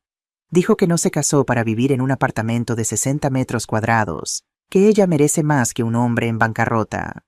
Lo siento por Diego. Yo también. Pero señora Isabel, no llamé para hablar de eso. Llamé para disculparme. ¿Disculparse? Yo animé a Sofía a alejarlo de usted. Pensé que estaba protegiendo a mi hija, ayudándola a establecer límites con su suegra, pero solo le enseñé a ser cruel. Beatriz respiró profundo. Le enseñé a borrarla, a cerrarle puertas, a mantener a Mateo lejos de usted. Y ahora veo las consecuencias. ¿Qué consecuencias? Mateo pregunta por usted constantemente. ¿Dónde está abuela Isa? ¿Por qué ya no viene? Yo le mentía. Le decía que estaba ocupada, que estaba enferma, que estaba viajando. Pero hace 2 días encontró una foto vieja, usted cargándolo cuando era bebé, y rompió en llanto. Quiero a mi abuela, me dijo, la abuela con el corazón grande. Mi corazón se partió. Así es como usted le enseñó a dibujar. Todas las personas que ama llevan un corazón grande en el pecho en sus dibujos. Y usted siempre tenía el corazón más grande. No pude contener las lágrimas. Señora Isabel, no merezco su perdón, pero necesitaba que supiera me equivoqué. Al ayudar a mi hija a borrarla, le enseñé a mi nieto que las abuelas son descartables. Y ahora viendo cómo Sofía desecha a Diego cuando ya no tiene dinero... Entiendo el daño que hicimos. Beatriz, Mateo la ama. No sé cómo porque apenas la vio. Pero los niños saben quién los ama de verdad. Puedo verlo, Sofía no me lo permitiría, pero yo podría llevarlo al parque cerca de su casa, mañana a las 4, casualmente. Entendí lo que me estaba ofreciendo. Gracias. No me agradezca, solo ámelo, como yo debí dejar que usted lo amara desde el principio. Colgamos. Miré el reloj. Las 10 de la noche. En 24 horas había cortado a Fernando de todo mi dinero, cancelado el acceso de Diego a mi patrimonio, modificado mi testamento, reencontrado a mi hermano, recibido una disculpa sincera de Beatriz, y mañana vería a mi nieto. El doctor Cortés entró para su ronda nocturna. Isabel, ¿cómo te sientes? Adolorida, pero completa.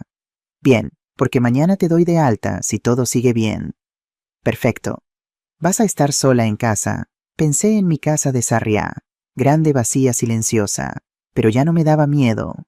Sí, y por primera vez eso no me asusta. Javier sonrió.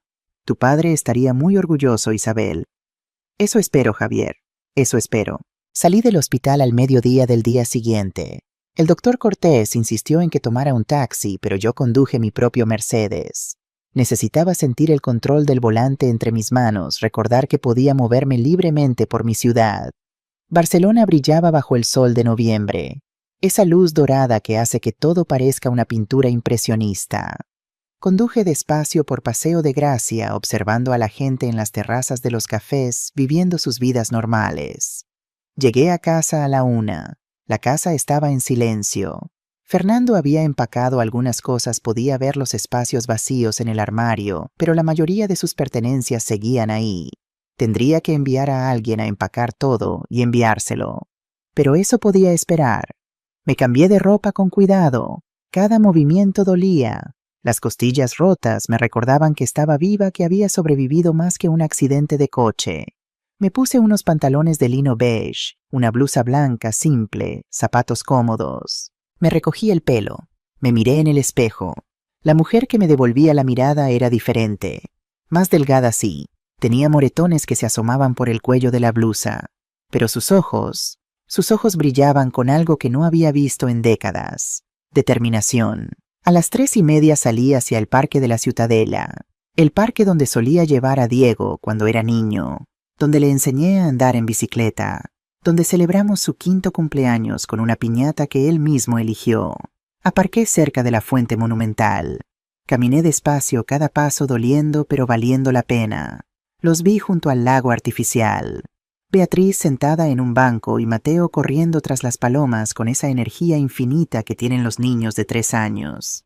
Llevaba una camiseta de rayas azules y blancas, pantalones cortos, zapatillas con lucecitas que se encendían cuando corría. Su pelo castaño brillaba bajo el sol. Mi nieto. Beatriz me vio primero. Me hizo un pequeño gesto con la cabeza. Después se levantó. Mateo, mi amor, voy a comprar agua. ¿Te quedas aquí un momento? No te alejes del banco. Sí, Yaya. Beatriz caminó hacia mí mientras yo me acercaba despacio. Tiene 15 minutos, susurró cuando pasó a mi lado. Sofía viene a recogerlo a las 4:30. Si la ve aquí... Entiendo. Gracias, Beatriz. No me agradezca. Solo ámelo como sé que puede. Se alejó. Me acerqué al banco. Mateo seguía corriendo tras las palomas, ajeno a todo menos a su juego. Mateo se detuvo. Se dio vuelta. Me miró con esos ojos cafés enormes tan parecidos a los de Diego cuando era niño. Sí, soy tu abuela, abuela Isabel. Sus ojos se iluminaron como las luces de sus zapatillas. Abuela Isa, la abuela con el corazón grande. Me arrodillé frente a él, ignorando el dolor agudo en las costillas. Estábamos a la misma altura ahora. Sí, mi cielo, soy yo. Y entonces pasó algo que no esperaba. Mateo se lanzó a mis brazos. Te extrañé. ¿Dónde estabas, Yaya? Bea dijo que estabas enferma, pero que ya estás mejor. Lo abracé. Olía a champú de bebé y a galletas y a sol. Su cuerpecito tibio contra el mío. Su corazón latiendo rápido de emoción. Estuve enferma, sí, pero ya estoy mejor. Y te extrañé muchísimo.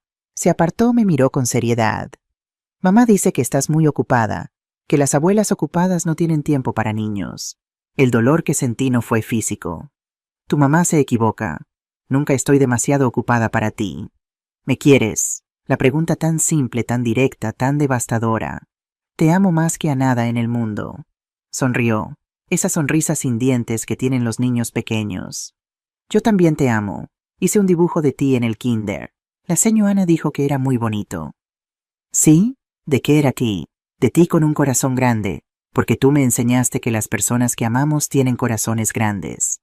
Me llevé la mano al pecho tratando de contener el sollozo que amenazaba con salir. ¿Quieres sentarte conmigo un ratito? Podemos ver los patos en el lago. Sí, y puedes contarme un cuento. Papá dice que tú cuentas los mejores cuentos. Nos sentamos en el banco. Mateo se acurrucó contra mi costado. Yo pasé el brazo sobre sus hombros, conteniendo el dolor para no soltarlo. ¿Qué cuento quieres escuchar? El del príncipe que se pierde y la reina que lo encuentra. No conozco ese cuento. Papá dice que es tu cuento favorito. Dice que la reina estuvo perdida mucho tiempo, pero que ahora se encontró a sí misma. Las lágrimas rodaron por mis mejillas. Diego, mi hijo, a pesar de todo le había hablado de mí a Mateo. Es verdad, susurré. La reina estuvo perdida, pero ya se encontró. Y el príncipe todavía está aprendiendo a encontrarse. Mateo asintió como si entendiera perfectamente esa metáfora compleja. Papá llora mucho ahora. Mi corazón se encogió. Sí, mamá y él pelean. Mamá dice que papá es un fracaso. Papá llora cuando cree que yo estoy dormido. Cerré los ojos. Las consecuencias de mis acciones, justas, necesarias, pero aún así dolorosas. Las cosas van a mejorar, mi amor. Tu papá está aprendiendo cosas importantes. ¿Cómo qué? Como que el amor no se compra con dinero. Como que las personas valen por lo que son, no por lo que tienen. Mateo me miró con esos ojos sabios que a veces tienen los niños. Yaya Bea dice que tú eres muy rica, pero que nunca lo dijiste. ¿Por qué? Porque pensé que si la gente sabía no me amarían por mí. Me amarían por mi dinero. Yo te amo y no me importa tu dinero. Me reí entre lágrimas. Lo sé, mi cielo. Por eso eres especial. Pasamos 15 minutos perfectos. Le conté sobre las veces que llevaba a su papá a este mismo parque. Le mostré el árbol donde Diego se cayó y se rompió el brazo a los 6 años. Le compré helado de vainilla en el carrito junto a la fuente. A las 4:25 Beatriz regresó. Isabel, ella viene. Miré a Mateo. Tengo que irme, mi amor, pero volveremos a vernos pronto. Te lo prometo. ¿Me lo prometes de verdad? De verdad. Promesa de meñique. Enlazamos nuestros meñiques. Promesa de meñique. Le di un último abrazo. Me levanté. Comencé a alejarme. Abuela Isa, me di vuelta. Te amo hasta la luna y de regreso, yo te amo hasta todas las estrellas y más allá. Llegué a mi coche justo cuando Sofía aparecía en su Audi que yo había pagado. Recordé con amarga ironía. No me vio. Conduje a casa con el corazón simultáneamente partido y lleno. 15 minutos con mi nieto. 15 minutos que valían más que 30 años de invisibilidad. Esa noche recibí un mensaje de texto de un número que no reconocí. Señora Isabel, soy Carlos Reyes, el padre de Sofía. ¿Podría hablar con usted? Es sobre Diego. Carlos, el hombre cuyo restaurante yo había salvado con 50.000 euros. El hombre que me debía dinero y respeto. Lo llamé. Señora Isabel, gracias por responder. ¿Qué pasa con Diego? Está viviendo en mi casa en Granada. Sofía le pidió que se fuera del apartamento. Él no está bien. ¿Qué quiere decir con no está bien? Está deprimido, apenas come, llora constantemente, dice que ha perdido todo: su esposa, su hijo, su madre, su dignidad. Parte de mí quería decir, bueno, se lo merece, pero otra parte, la parte que era madre, sintió dolor. ¿Por qué me lo cuenta? Porque a pesar de lo que pasó, a pesar de cómo lo tratamos, usted es su madre, y él finalmente entiende. Entiende que, todo, quién es usted, lo que hizo por él, lo que perdió. Silencio. Señora Isabel, mi esposa Beatriz me contó sobre el parque, sobre Mateo, sobre cómo usted nunca dejó de amar a su nieto aunque nosotros se lo pusimos imposible. Carlos, déjeme terminar, por favor. Yo también soy culpable. Permití que Sofía alejara a Diego de usted. Pensé que estaba protegiendo a mi hija, pero solo le enseñé a ser cruel. Y ahora veo las consecuencias. Diego trabajó en mi restaurante esta semana. Le pagué 2.000 euros al mes para ayudarlo, pero Sofía se llevó la mitad para gastos de Mateo. Diego vive con 1.000 euros al mes, en mi casa porque no puede pagar alquiler. Las consecuencias eran más severas de lo que había anticipado. Ayer lo encontré en su habitación mirando fotos viejas, fotos de cuando era niño. Usted y él en la playa, usted enseñándole a andar en bicicleta, usted en su graduación. Lloraba, señora Isabel.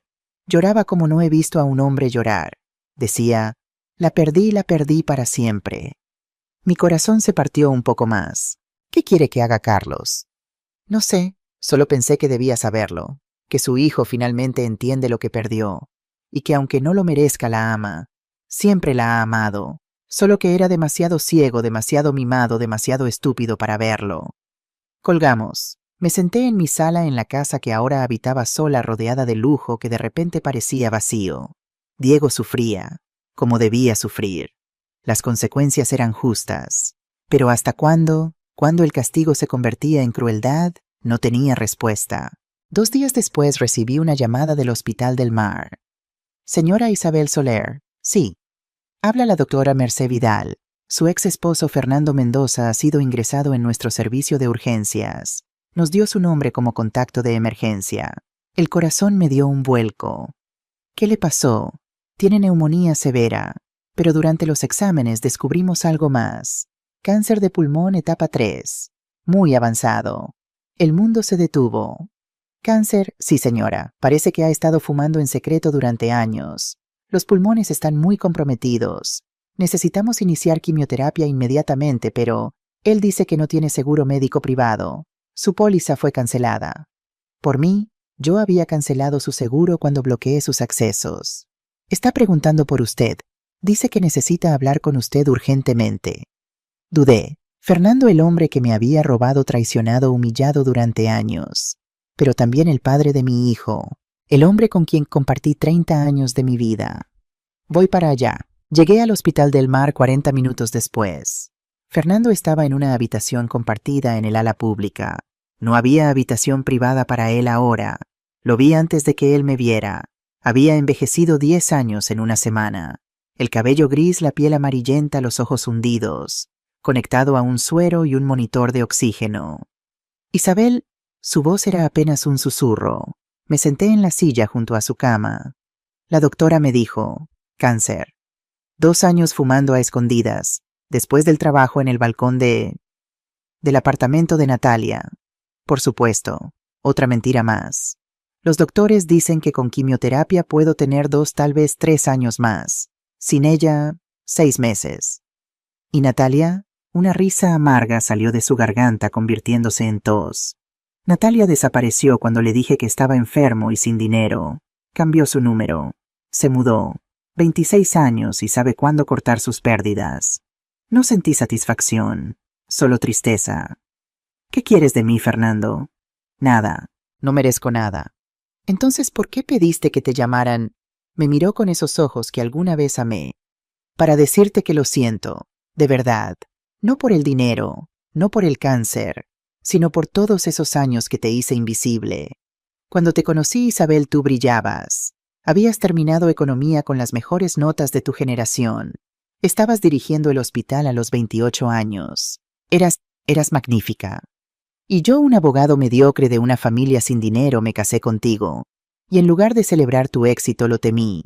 Temí que la gente dijera que me casé por dinero, que no era suficientemente hombre para estar con una mujer tan exitosa. Así que te convencí de esconderte, de hacerte pequeña para que yo pudiera sentirme grande. Y tú, porque me amabas, aceptaste. Lágrimas rodaban por sus mejillas. Te robé 30 años, Isabel. No solo el dinero, te robé tu identidad, tu voz, tu derecho a brillar. Y cuando finalmente tuviste el valor de brillar otra vez, cuando cortaste todo y te liberaste, yo te llamé cruel. Te dije que morirías sola, como si ser amada por gente que solo te usa fuera mejor que estar sola. Pero estaba equivocado. Tú no vas a morir sola. Vas a morir rodeada de las vidas que salvaste, las mujeres que ayudaste, el legado que construiste. Yo sí voy a morir solo, en una cama de hospital público, sin dinero, sin Natalia, sin dignidad, y me lo merezco. No supe qué decir. Parte de mí quería gritar, sí te lo mereces. Otra parte quería llorar por el desperdicio de todo. Fernando, ¿realmente fumaste durante 2 años y nunca te hiciste un chequeo? No quería saber. Si sabía, tendría que dejar de fumar. Y fumar era lo único que me calmaba la ansiedad de vivir la mentira. Irónico. Tan irónico que casi dolía. ¿Qué vas a hacer?, pregunté finalmente. Tratamiento en el sistema público. Es gratis pero lento. Me han dado cita para dentro de 6 semanas. Para entonces el cáncer habrá avanzado más. Suspiró. Pero está bien, son las consecuencias de mis decisiones. Me levanté. Isabel, espera. Me detuve. ¿Puedes hacer algo por mí? No por mí, por Diego. ¿Qué? Perdónalo. Antes de lo que me perdonarías a mí si es que alguna vez lo haces. Él es joven, puede cambiar. Yo ya no tengo tiempo. Salí del hospital con la cabeza dando vueltas. Fernando con cáncer. Diego destruido. Mi familia desmoronándose. Y yo finalmente libre, pero pagando el precio de esa libertad.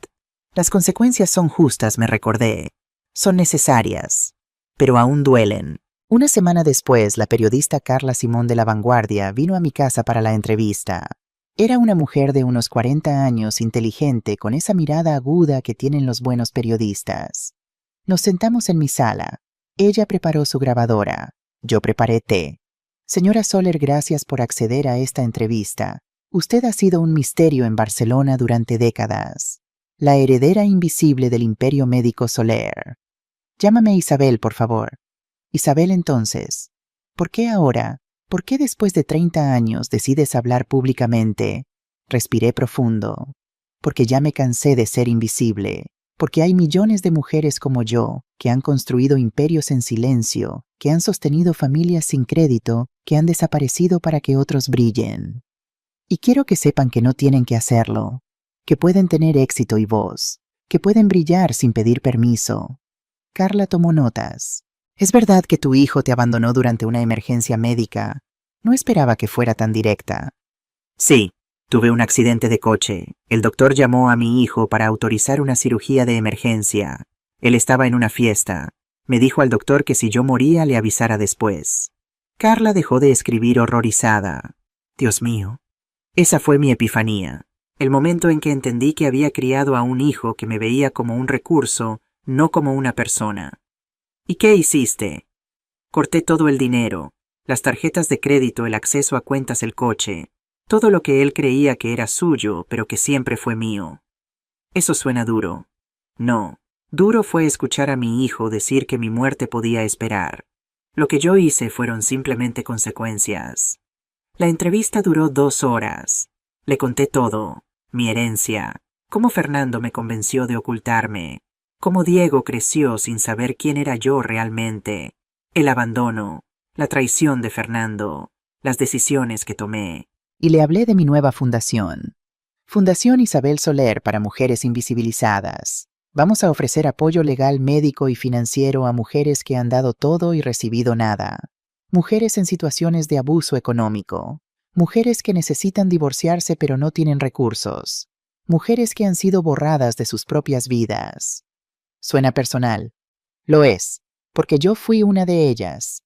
Y si mi dinero, el dinero que heredé de un padre que creyó en mí, puede ayudar a otras mujeres a no desaparecer, entonces todo el dolor habrá valido la pena. La entrevista se publicó 3 días después, en portada de La Vanguardia, con una foto mía en mi oficina del Hospital Clinic St. Joan, rodeada de diplomas y certificados que finalmente llevaban mi nombre visible. La heredera invisible, Isabel Soler, rompe 30 años de silencio. El artículo fue viral en horas, compartido en Twitter, Facebook, Instagram. Mujeres de toda España, de toda Latinoamérica comentando, esta es mi historia. Yo también he sido invisible. Gracias por darme voz. Recibí cientos de emails. Mujeres contándome sus historias, pidiéndome ayuda, ofreciéndose como voluntarias para la fundación. El hospital recibió llamadas de medios internacionales. El Financial Times quería entrevistarme. Forbes España quería incluirme en su lista de las mujeres más poderosas del país. Pero lo que más me impactó fue un email de Diego. Mamá, leí la entrevista. La he leído 20 veces. Cada vez que la leo entiendo más. No te escribo para pedirte perdón. No merezco tu perdón. Te escribo porque necesitas saber que finalmente lo entiendo. Durante 31 años tuve todo. Pensé que lo tenía porque lo merecía, porque era normal, porque así eran las cosas. Nunca pregunté de dónde venía el dinero. No quería saber. Era más fácil no saber. Ahora vivo en la casa de mis suegros en Granada. Trabajo en su restaurante lavando platos. Gano 1.000 euros al mes. Sofía se quedó con la otra mitad para Mateo. Vivo en una habitación de 3 metros. Como lo que sobra de la cocina del restaurante. No tengo coche. Tomo el autobús. ¿Y sabes qué es lo irónico, mamá? Por primera vez en mi vida estoy orgulloso de algo. Orgulloso de ganarme mi propio dinero. Orgulloso de pagar mi propia comida. Orgulloso de no depender de nadie. Es humillante. Es duro. Hay días en que lloro de frustración. Pero es mío. Lo gané yo. Trabajo al lado de un chico de 20 años, Javi. Él gana 1.000 euros como yo, pero cada viernes llama a su madre. Te quiero, mamá. Gracias por todo. Le dice. Yo ganaba 50.000 euros al mes de tu dinero, y nunca te llamé solo para decirte te quiero. Mamá, estoy yendo a terapia. 2 veces por semana. 120 euros al mes que pago de mi salario. No puedo comprar ropa nueva, pero puedo pagar para entender cómo me convertí en el hombre que dijo, si mi madre muere, avíseme después. Mi terapeuta me hizo escribir todas las cosas que tú hiciste por mí. La lista tiene 4 páginas, y en ningún momento pediste nada a cambio. Sofía me pidió el divorcio. Dice que no se casó para ser pobre. Está peleando por la custodia de Mateo. Dice que yo no puedo mantenerlo con 1.000 euros al mes. Y tiene razón. No puedo darle a Mateo la vida que yo tuve. No puedo darle colegios suizos ni vacaciones en Maldivas. Pero puedo darle algo que tú me diste y que yo nunca valoré: presencia. Amor real. El ejemplo de un padre que trabaja honestamente por cada euro. No te pido que me perdones. No te pido dinero. No te pido que arregles mi vida. Solo te pido que sepas que me arrepiento, que te amo, que finalmente entendí quién eres, y que si algún día, en algún momento, sientes que puedes darme una oportunidad de ser tu hijo de verdad, no tu hijo perfecto, sino tu hijo real, estaré aquí, esperando, como tú me esperaste durante años. Te amo, mamá, aunque no merezco decirlo. Diego. Leí la carta 3 veces. Lloré las 3 veces. Porque una madre nunca deja de amar a su hijo, ni siquiera cuando ese hijo la destroza. Pero el amor ahora venía con algo nuevo, algo que nunca tuve antes. Límites, dignidad, claridad. No iba a correr a rescatarlo, no iba a abrir mi cartera y resolver sus problemas, pero tampoco iba a cerrar la puerta para siempre. Un mes después recibí una llamada de Elena. Isabel, Diego te necesita. ¿Qué pasó?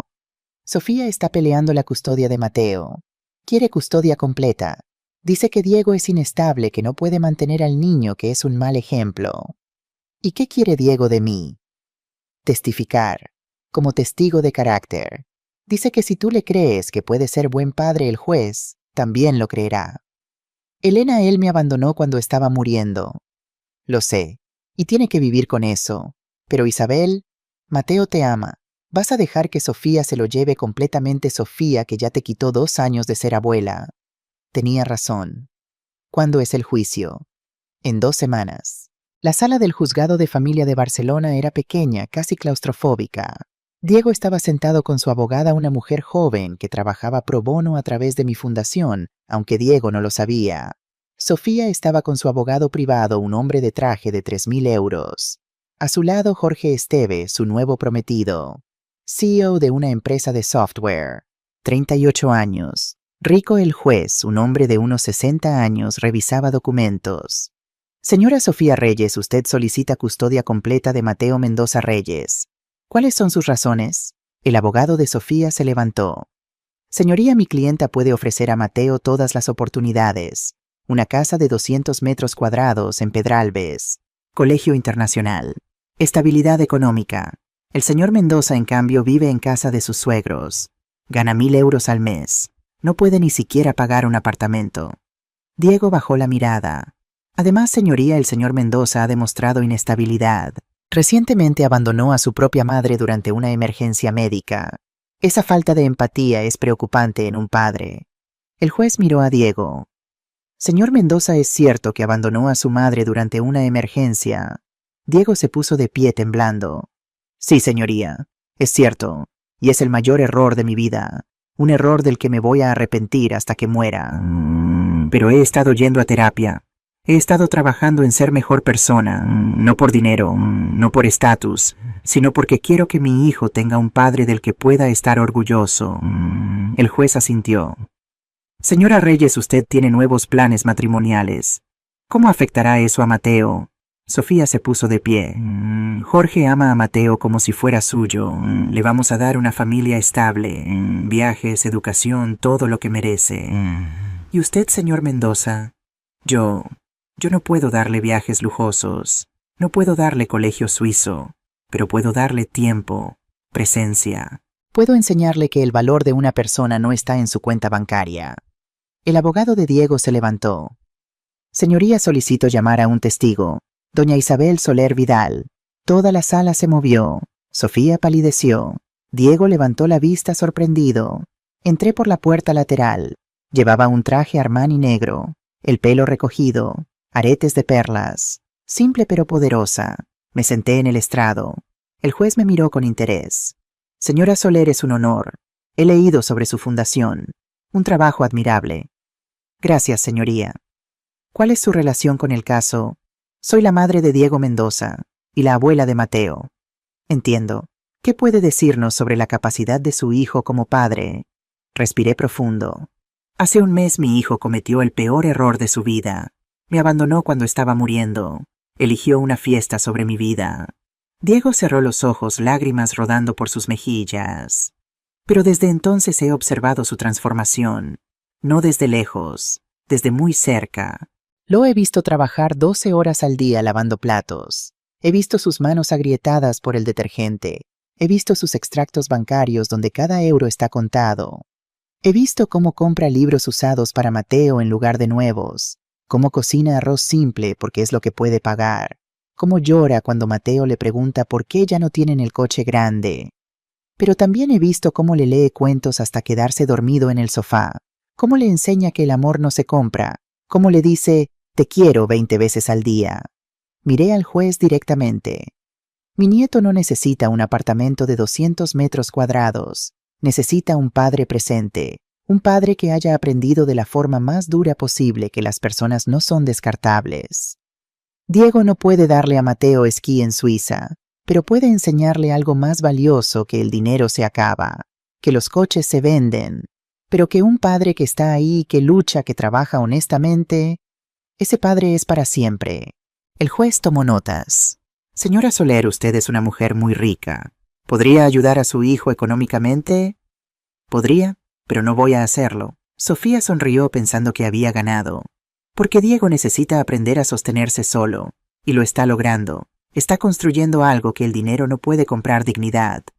Pero Tay, continué, estoy dispuesta a ayudar con los gastos de Mateo, colegio, ropa, médicos, a través de un fideicomiso directo al niño, no a los padres, para que Mateo tenga oportunidades sin que Diego pierda la lección que está aprendiendo. El juez sonrió levemente. Sabio, señora Soler. El juez deliberó durante 20 minutos. Cuando regresó, todos nos pusimos de pie. He tomado una decisión. Custodia compartida 50-50, pero la residencia principal será con el padre.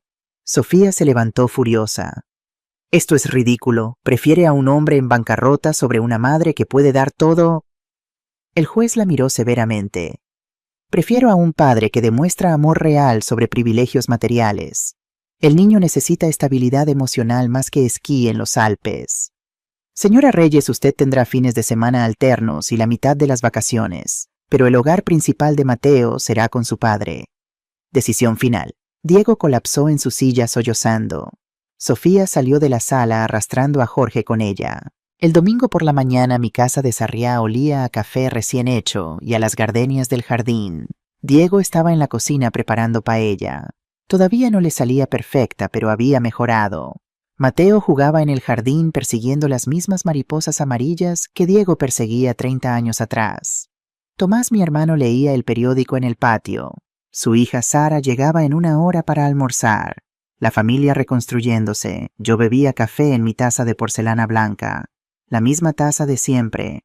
Pero todo era diferente. Diego entró del jardín con Mateo en brazos. Mamá, leí que Forbes España te nombró una de las 100 mujeres más influyentes del país. ¿Es solo un título? No, es reconocimiento. Reconocimiento que mereces desde hace 30 años. Me miró a los ojos. Estoy orgulloso de ti. Debí decirlo hace 31 años, pero estoy orgulloso de la mujer que eres. Mateo aplaudió. ¡Yay! Abuela Isa es famosa. Reímos todos. El teléfono sonó. Era Elena. Isabel, la fundación acaba de recibir su solicitud número 1000. 1000 mujeres pidiendo ayuda en 6 meses. 1000 mujeres invisibles encontrando su voz, dije. Exacto, colgué. Diego sirvió la paella. No estaba perfecta. El arroz un poco pasado, pero la había hecho él, con sus manos, con su esfuerzo. Está deliciosa, dije. ¿Mentirosa? Sonrió. Pero gracias. Mateo comió con las manos manchándose todo. Tomás contó historias del hospital.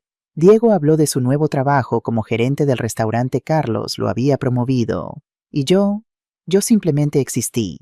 No como esposa de, no como madre de, no como la invisible, sino como Isabel Soler Vidal, dueña de mi historia, libre. Esa tarde, cuando Diego y Mateo se fueron, me senté en el jardín.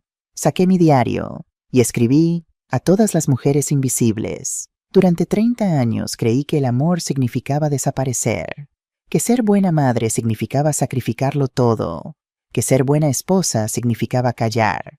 Me equivoqué. El amor real no pide invisibilidad, pide presencia. La buena madre enseña dignidad siendo digna, no siendo mártir.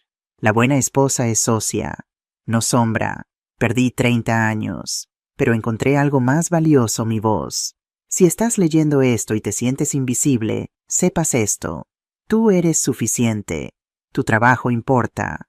Tu voz merece ser escuchada. Y si tienes que elegir entre ser amada por quien eres o ser usada por lo que tienes, elige la soledad, porque la soledad es solo un espacio vacío, pero la invisibilidad es la muerte del alma. Con amor y fuerza, Isabel. Cerré el diario. Las gardenias olían dulces en el aire de noviembre. Barcelona brillaba bajo el sol de la tarde, y yo finalmente, después de 58 años, estaba en casa. No en la casa de Sarriá, sino en mi propia piel, visible, real, libre.